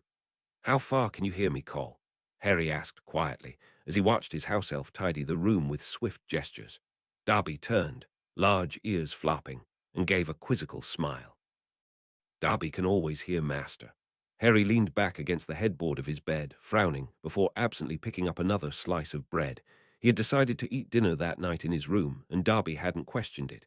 Harry looked at the toast, then sighed and put it back down. How about someone else, like, say, Hermione? Darby tilted his head. Only Master can Darby hear. Darby's is Master's personal elf. The last was stated with obvious pride. He pushed the food around on his plate. Is there a difference with personal elves? He questioned. Darby's eyes grew round, and he straightened with a quick nod. Oh yes, personal elves are only masters. They are bound to masters and serve him and keep his secrets. All other house elves, they is bound to the house. Harry slowly nodded, putting together the pieces in his mind. So Ivy and Blossom, while Potter elves, are bound to stay here at Hallam Street. Darby nodded solemnly. Harry continued with a frown. What about if I want to take another elf as a personal elf? Darby began to look terrified, tears welling in his eyes, and Harry quickly continued on. I meant, can I have two personal elves? Darby sniffed, wiped his nose on a handkerchief that seemed to materialize from thin air, then shook his head. Only one elf can be bound to Master. It is special. If Master took a new elf, Darby would die from shame. The elf looked like he wanted to die from just the thought. Harry smiled at him with reassurance. You are the best elf anyone could ask for. Seeing that that statement looked like it would bring on another bout of tears, Harry changed the subject. I wanted to ask you for a favor.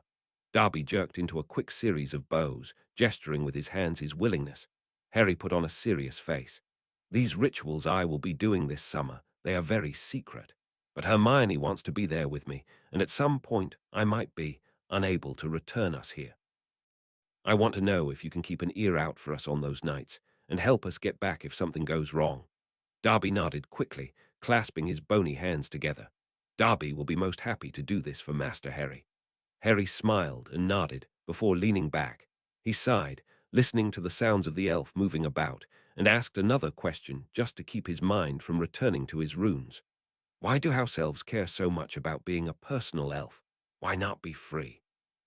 He heard Darby pause and an indrawn breath. Only a personal elf can do the great thing and have their name always sacred among elves.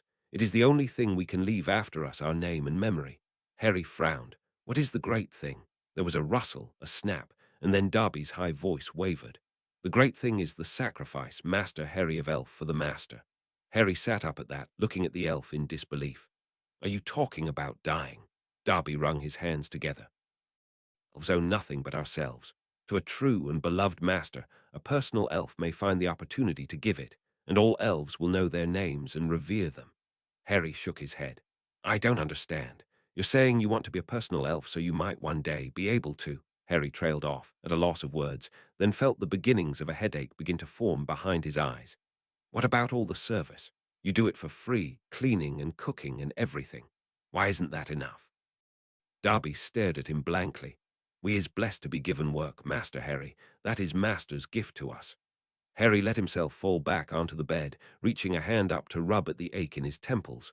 Had anyone ever bothered to ask ourselves why they worked? He couldn't think of anyone besides Hermione, and she had come up to the same roadblock he had. The elves didn't think work was work, but just the opposite, enjoyment. They likened being free and jobless to what humans would consider being homeless, broke, and hungry. How was he to explain to the elf that he shouldn't want to work, when he obviously did? Harry let out a breath. Why are names so important?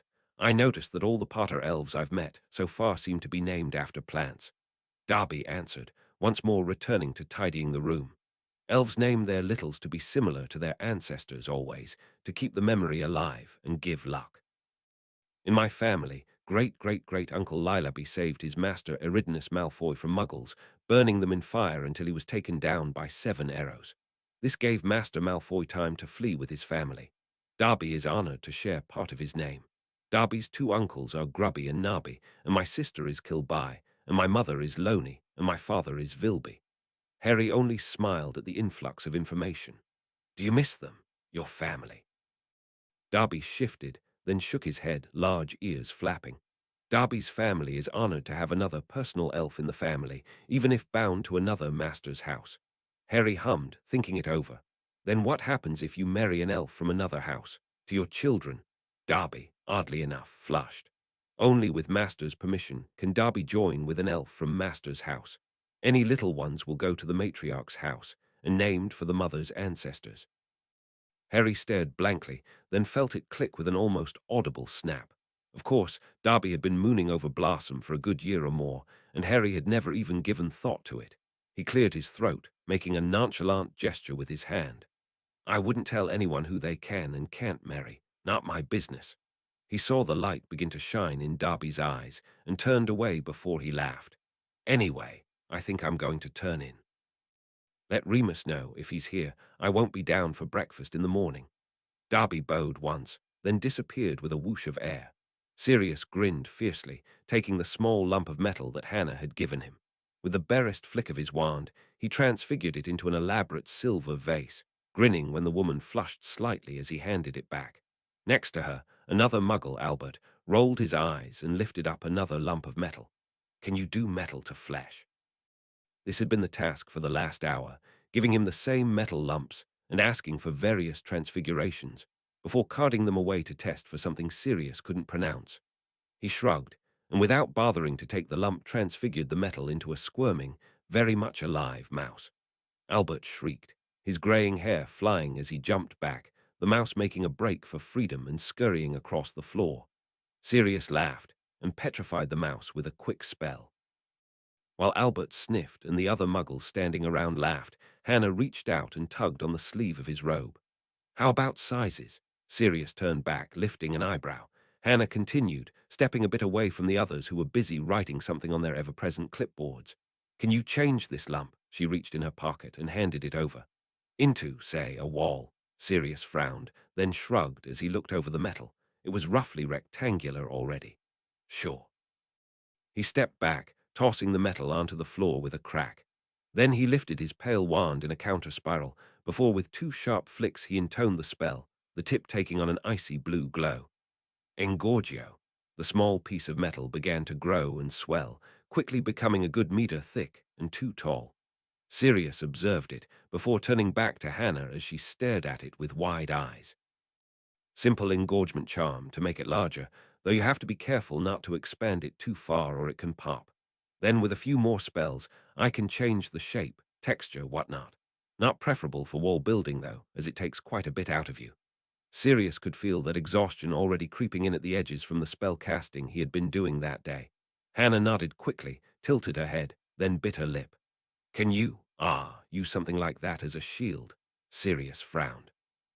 Well, I suppose so, but it's dreadfully inefficient. Much easier to just put up a shield charm or summon something from around you to intercept a spell. Hannah nodded, but didn't look quite appeased. But it could block a spell. Sirius looked the wall over, mystified, but willing to play along.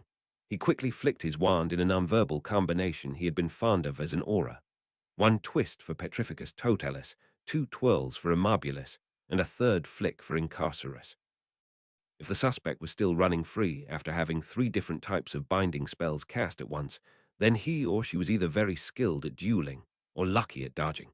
He watched with curious eyes as all 3 intercepted the rugged metallic wall, then to his surprise simply fizzled out.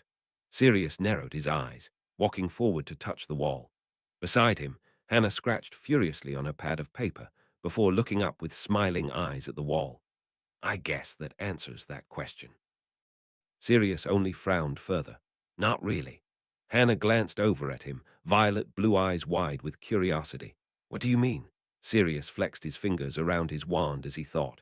I cast 3 separate binding spells, each of which should have done something different when encountering an obstacle.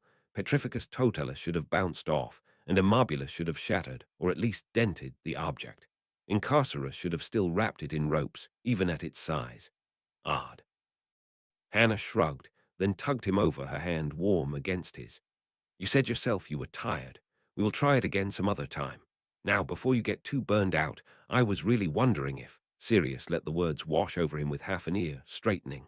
The nerve, to think he could get burned out by just a few hours' worth of spells. Hannah glanced up at him, and he was snared again by those eyes, so odd for a non-magical person, deep and endlessly beautiful. He only nodded along as she pulled him over to a table, casting the various spells when asked. The main part of his mind was wondering how to convince her to take him to dinner, and perhaps a drink afterwards. James leaned in back in the cheap plastic chair, balancing it on one steel leg as he propped his feet up on the mirrored glass, his laughter ringing out in the room and echoing off the walls. Of course, he had wanted to personally observe the trials on their lead compound, newly dubbed pub, a twist on the Latin name and the elemental symbol. He had been so disappointed when the wizard had so easily transfigured and transmuted it, changing its size and atomic structure with the ease of a magician. But the wall. James laughed and laughed and laughed until his sides began to cramp and his chair fell back to all fours as he lost his balance. Lead a witch's bane, it was so obvious and ironic, and it just killed him with hilarity. They had a defense now, not perfect or foolproof, but real and most of all doable. James looked through the glass, watching as the robed man waved his wand again, changing a small collection of lead into multiple entities, effectively making hundreds out of 10. Perfect. James smiled, fingers tapping a staccato against his crossed legs, mind whirling with ideas. Absolutely perfect. Harry had invited all his friends to his own house on Hallam Street for their monthly practice, figuring it would work out better as neutral ground between the purebloods and Hermione.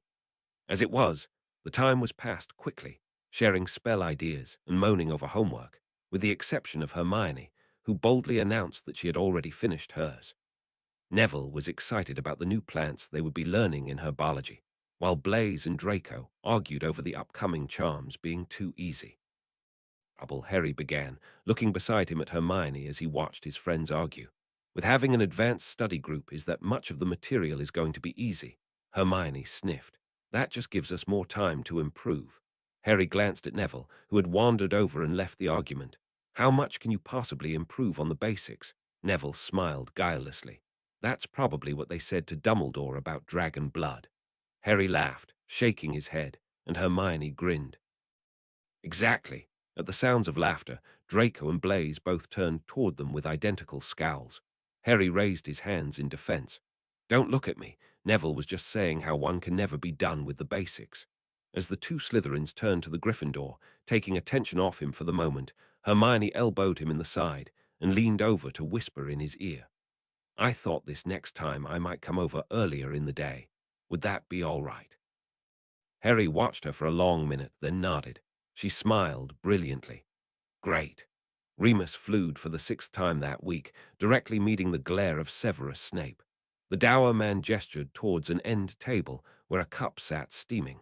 It had been the same the last few times he had come to take the potion. It couldn't be shipped easily, and owl mail was impossible due to the delicate nature of the potion. That meant Remus had had to personally retrieve each dosage, and found himself taking it under the close scrutiny of his childhood enemy. That the potion's professor had been forced to open the private flue of his summer home had only made the silence worse. He really wished the man would allow him to apparate in instead, but the mere mention had caused the already scowling man to turn coldly furious. When the last distasteful mouthful was swallowed, Remus turned silently to return to the fireplace. Lupin, Remus paused at the sound of his name and turned back to Severus with an arched brow. The dark-haired man looked expressionless, any annoyance now hidden behind a careful mask. "How is Potter?" Remus frowned and crossed his arms. "Fine. You can tell Albus I said so." At that, Severus grimaced. "I do not wish to be the go-between with you and the headmaster. He wants to assure himself of Potter's safety. If you contacted him personally, I am sure you can set his mind at ease." Remus snorted, his fists unconsciously clenching, the wolf inside letting loose a rumbling grow. It was easily tested this close to the full moon, and the thought of any danger to Harry only aggravated it further. If Albus wants to know anything about Harry, he can ask him himself.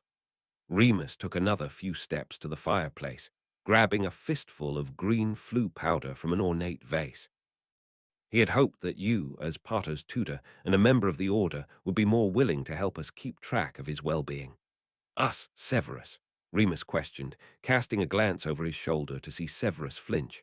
"I didn't know you cared about James's son." Severus straightened, his eyes cold. "Harry is a member of my house, whether he attends Hogwarts or not, and he is not only James' son." Remus turned away from those dark eyes and tossed the powder into the flame, turning the bright red and oranges into a vivid emerald spectrum as he called out the address. Then he paused, staring into the flames as he spoke. "Tell Albus I won't be his spy, even if it means leaving the Order. I will see you tomorrow for the last dose." He stepped into the fire, and any reply the other wizard might have made was lost in the rushing sound of flue teleportation. Remus sat, the night dark around him, with Sirius hunched on his ankles nearby wearing a lopsided grin. "Feel any different? Any tendencies to strip naked and tear my throat out?" Remus snorted, then looked away.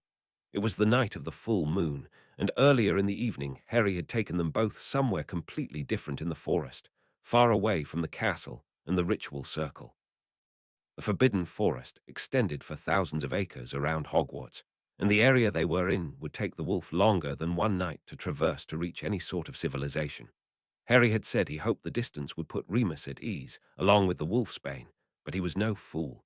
He had seen the signs of magical addiction before, and been highly relieved when Harry had seemed to snap out of it 2 weeks before, only to realize what it meant. His, and what were they to each other? Friends. Was performing another ritual. It made him worry, though Sirius had shrugged off any mention of it. They had all different ways of dealing. Then he felt it, the wolf sitting upright under his skin. "It's time," Remus hissed, hunching over, and Sirius immediately leaped to his feet, grey eyes solemn as they watched his friend begin to writhe and howl in agony. It was a silvery red wolf that stood on muscular legs, golden eyes agleam with joy. Sirius let himself fold over, his own pale skin seamlessly changing to black fur. He shook himself, lifted his voice in a canine question. Moony peered at him, then looked up at the shining orb above them, occasionally covered in clouds. The wolf heaved a deep breath in a sigh that was entirely human, telling Sirius that his friend had complete control. Sirius sat, eyes sad, and watched as Moony curled into a tight ball beside the tree, putting his nose under his long, fluffy tail. It seemed they wouldn't be running this time. It wasn't happy, it wasn't joyful, as it looked through the jailer's eyes at the mother moon. Perhaps it would have fought the iron grip, would have scratched and clawed at the mind overcoming its own, but it had lost the will. The alpha wasn't here, had left him all alone, and even the presence of Pack didn't dissuade its melancholy. It let itself be overcome without the least anger, and when the jailer closed its eyes, the wolf did so as well, for the first time in complete agreement. Harry looked up at the full moon and smiled. Beside him, Hermione spread out a large red and gold blanket she had brought upon the ground, sitting daintily on it before turning to follow his gaze. Harry shook his head and stepped away, walking towards the circle with a hop in his step, every pace closer bringing gratification to him. It was like a literal feeling of the phrase, walking on air, a force drawing him closer and reveling in him. The moon was beautiful, hanging low in the sky, a pale orb shrouded in wispy clouds, and from her came streams of power and light, touching upon his cheek with tenderness. Harry knelt as he had done 2 weeks previous, and dread swirled around his torso to once more climb his arm, spreading his wings with hissing pleasure at the freedom. Harry absently thought he ought to let the snake out more often, except Remus was there. He missed his total privacy. Greatest light. Dread sang in a sibilant hiss, and Harry laughed as he raised the Quetzalcoatl up towards the shining moon. In Futhark, there is no rune for darkness, no rune for the moon. Those are all absences of things the ancients considered present at all times. The sun is always there, the moon merely a reflection of its light. Darkness is not darkness at all, but what is left that the sun does not touch, an illusion created by the spinning earth. Daggers could mean sun, or it could mean dawn. It was explosive change, the imminent creation of something great from something less. It was a catalyst and inevitable. It could not be changed once started, and could not be turned aside once done. Among his runes, it would link with Inguz, the beginning of an offensive rune that would be unavoidable, that no shield would protect against, that nothing could turn aside, not armor or magic. It was the dawn of a storm, one of many. Daggers. Harry whispered, looking through Dread's eyes, and cut the small rune on his middle finger, a small X with the two ends connected. The light welled up from his heart, spinning out in ropes of power, and connected with the small cut, a spider web of glowing white. Harry leaned back with a sigh as the vision faded away, smiling at the feeling of fulfillment and joy, barely feeling the sting as dread returned once more inside him. Sirius perked up when Remus stirred, blinking open weary eyes that now held more hazel than gold. The wizard groaned, rubbing a weary hand over his face. Sirius jumped to his feet, shook his fur in a rough motion, and transformed back and walked over. "You all right?" Remus looked up at him, then closed his eyes again, laying sprawled on the forest floor. Sirius knelt beside him, leaning in close. "Come on, Minnie, up you get." He reached out and grasped Remus' arm, pulling the wizard up into his feet, where he swayed slightly, then planted his feet more firmly on the ground. Remus shrugged off his grip. "I'm fine." Sirius huffed, then rolled his eyes. "You look like rubbish." Remus chuckled once before shaking his head. "I feel like I just faced down a boggart without the benefit of ridiculous." Sirius nodded, though his eyes were still confused. "You normally look rough after a night with the wolf, but I have to say this is a new low." Remus wanted to disagree, but couldn't. The wolf, I think it was depressed. It didn't even try to fight me, didn't growl or sing. It sings sometimes on the full moon, and even though I don't want it to, that makes me happy when it's happy. But last night, all it wanted to do was curl in a ball and sleep, worse even than after a few years ago. Sirius narrowed his eyes. "You think it's because Harry wasn't here?" Remus lifted his shoulders once in a half-hearted shrug. "Maybe, probably. This whole thing is new to me, and I haven't had much luck finding werewolf enclaves that are willing to talk.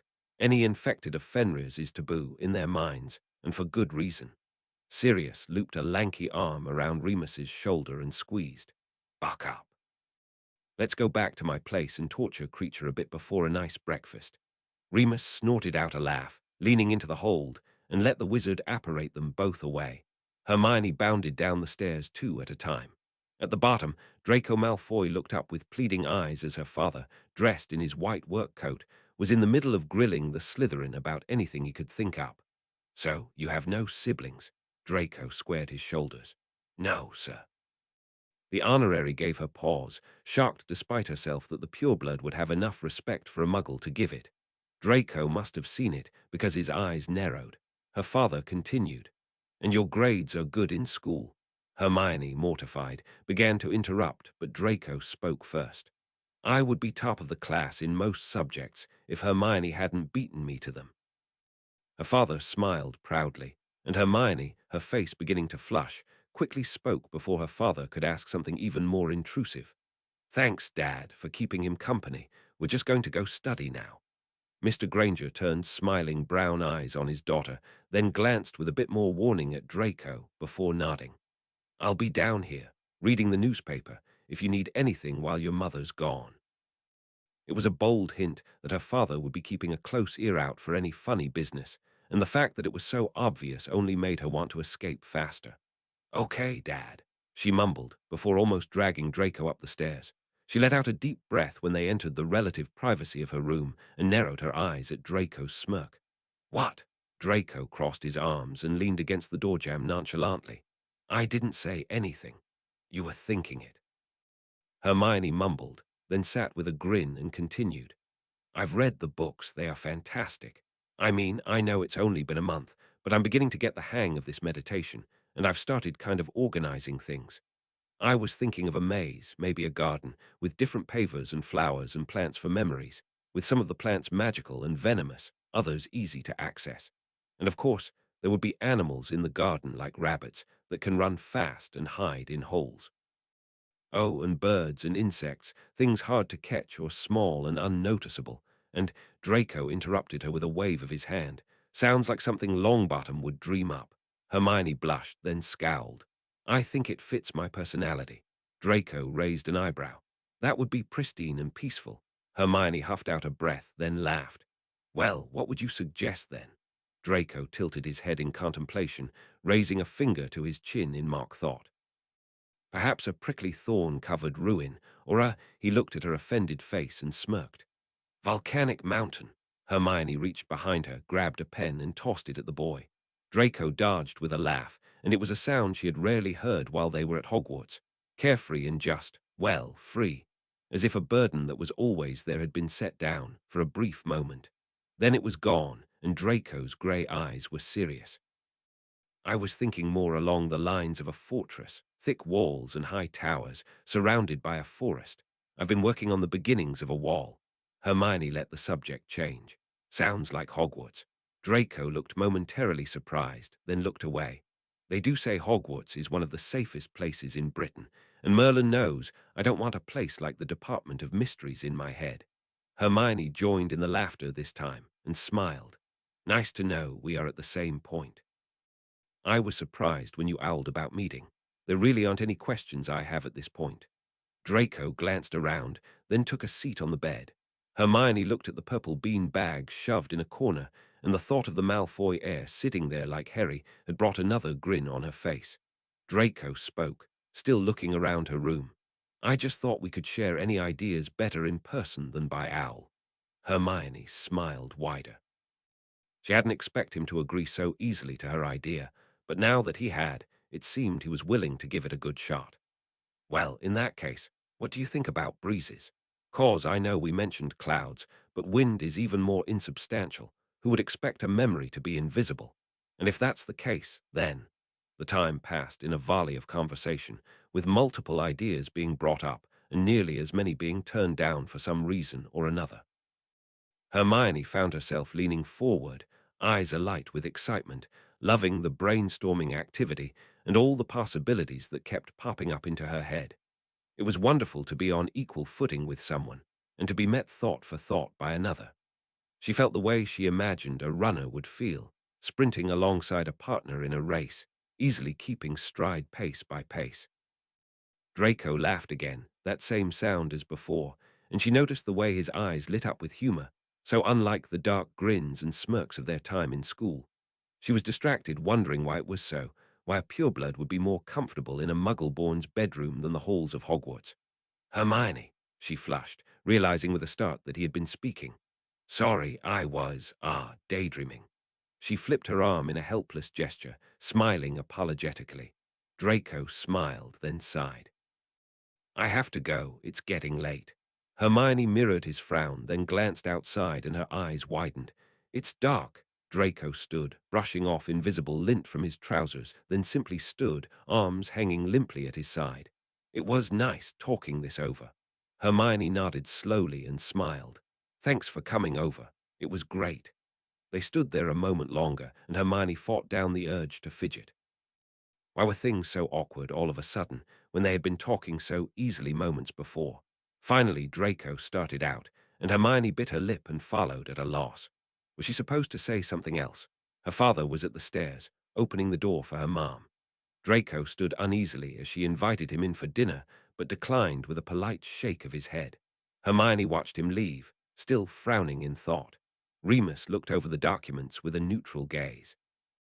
He might have just found the one werewolf community willing to meet with him, but it would require entering the United States, a feat extremely difficult for a werewolf to manage. The paperwork alone would be immense, and with no guarantee it would be approved. But it was a chance. Most, if not all, European werewolf communes had barred their doors at the mere mention of Fenrir, and Remus's condition was obvious by scent to be connected to the Death Eater. There was one in Australia, supposedly, but he could not find any way to contact them. The same could be said of the few in Asia and Africa. But in the Americas, across the Atlantic Ocean, there was a much greater chance. And one in particular, established only a decade ago, had the most promise. It was supposedly opening its doors, figuratively, to any werewolf who wished to help establish a new pack. They should be able to tell him more about his situation. It was a chance, a hope, which was more than he had before. Remus lowered the papers resolutely. He would need to start the paperwork immediately to travel by international flu to Raleigh, North Carolina, in the United States of America. Harry took Hermione's hand, waved goodbye to Remus, and transported them to the clearing in the forest. Again, the clearing was dark, so dark it took a moment for his eyes to adjust from the brightness of Phoenix flame to the totality of the forbidden forest. Hermione squeezed his arm and whispered, "I can't see a thing. This is even worse than the first time." Harry glanced up at the cloud-covered sky, then spoke, his voice loud in the night. "Clouds, no starlight." Hermione sniffed, then reluctantly let him go. She didn't spread out the blanket as she had last time, but looped it around herself with a shudder. Harry smiled, knew she couldn't see it, and began to step away. Behind him, he heard her mutter, "Don't know the point in coming if I can't even see you." Harry kept moving, and this time as he stepped into the circle he was waiting for it, the inner light he had seen twice before. It began to glow the second his bare feet hit the soil, the moon's light somehow shining from himself. He needed to ask Hermione if she could see it as well, or if it was something only he could see. Dread began to materialize, a complaint on his tongue. "I would like to stretch wings for more than a slither's time." Harry smiled and reached out, caressing the soft feathers along his side. "I apologize, beautiful one, but the other nest mate would be most frightened of you." Or fascinated, more like, Harry thought to himself. Remus would want to study Dread, and Harry didn't need more questions. Dread hissed along, the crest on his neck ruffled in aggravation. It wound about his arm and tightened, causing Harry to grimace before relaxing again. "Speak, master, for it is darkest night, and the time." Harry made himself relax, though his heart pounded in his chest and he felt the slightest tremor. It was the third rune, and after this, the effects of the ritual would only get worse. The third rune, to complete the offensive spell structure on his right fingers.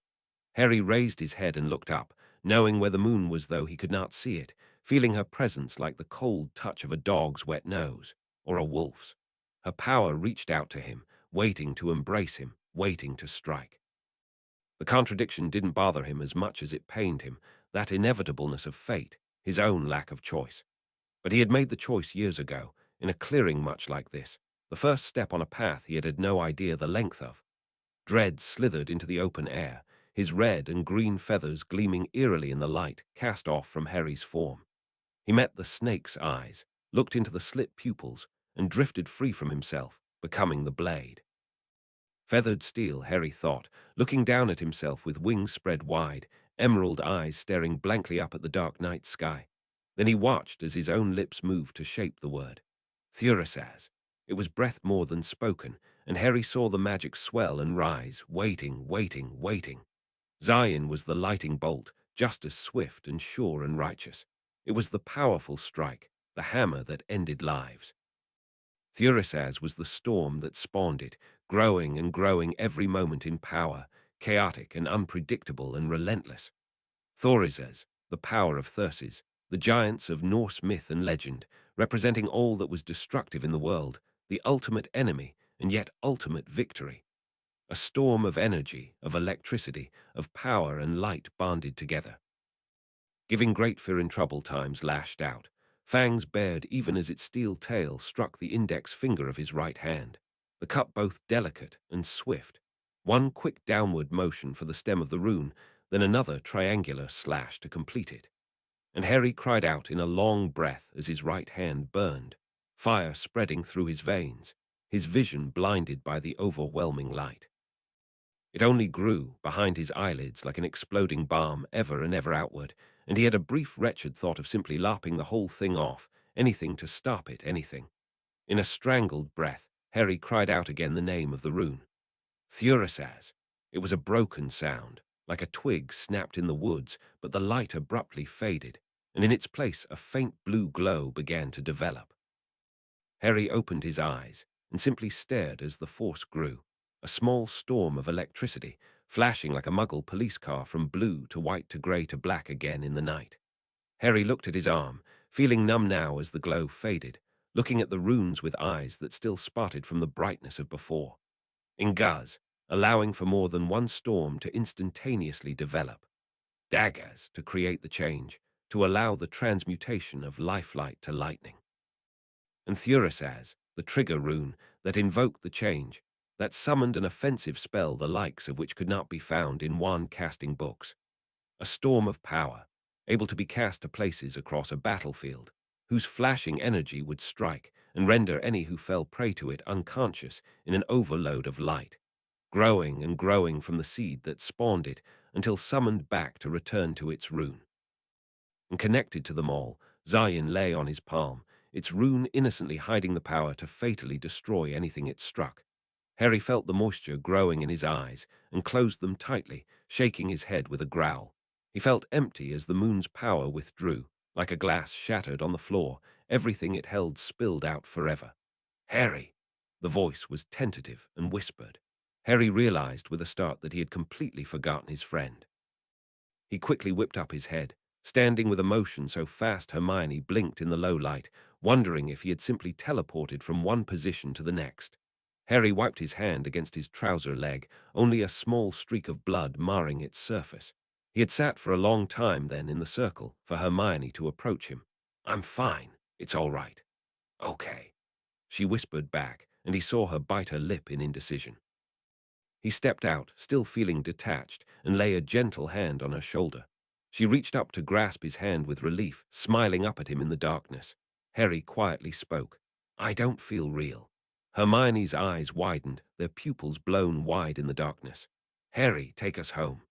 She whispered in that low tone, as if afraid to raise her voice, and stepped closer, drawing him into a hug. For a long moment he let her hold him, let himself feel grounded again, a living, breathing part of this world, not a spectrum of light, not a constellation of stars. Then he sighed and summoned up Phoenix Flame, the warmth of the fire filling in the parts still left cold from the ritual night. It was like the calm before a storm, the quiet as a front began to move across a field, the stillness of the leaves before the whirlwind descended. Harry lay back on his bed, watching dawn's light creep inside and breathed deep, knowing how it would go. 4 more runes to this set, and each would weaken him further, until at the 6th he found himself incapable of anything remotely useful, unable to even protect himself. How would he cope? How? Harry closed his eyes again, listened to the sound of Remus beginning to stir, and breathed. Rufus sat in Amelia's office, watching the woman flip through the papers on her desk. She glanced up, met his gaze, then dropped her eyes again. When she spoke, her voice was crisp and dry. "We can't fight the legislation." Rufus knew this already. He inclined his head. Amelia's finger began its unique tapping motion, soft this time, soundless, a sign of deep thought. Again she spoke. "If the boy was not his enemy already, he will be now. It is obviously aimed at werewolves." Rufus grunted in acknowledgement. Amelia's fingers paused. She rose her eyes to his. "Remus Lupin has applied for a permit to travel out of country." At that, Rufus raised an eyebrow. Amelia smiled, and it was not a nice gesture, but full of teeth and grim delight. "It will be denied. I see no other outcome with his status." Rufus smiled slow and wide, his yellow eyes gleaming, and spoke. "The minister is provoking him." Amelia leaned back in her chair, her hands clasping together, and made a giddy sound of delight. "Oh, yes. He thinks to cow the boy, browbeat him if necessary into submission. Go after his tutor first, find any weakness, exploit it. Underhanded tactic, an outright abuse of the system, and putting others at risk to boot. I'm sure he will even attempt to contact Lupin himself, explain the circumstances, perhaps hint that if Potter might perform some favor, some token of trust, then they might make an exception for him, create dependence. Rufus laughed, couldn't help the sound as it burst free. He doesn't know the boy at all. Amelia only smiled. What he doesn't know can only help us. Rufus returned her smile, and with a grin stood. It was time to move their plans forward again. It was an intricate game, as complicated and yet simple as any game of wizarding chess. The werewolf legislation, but a pawn they would willingly give up to the minister, to better maneuver their queen to strike. To be continued. Moons tame and wild tilde *tilde review please.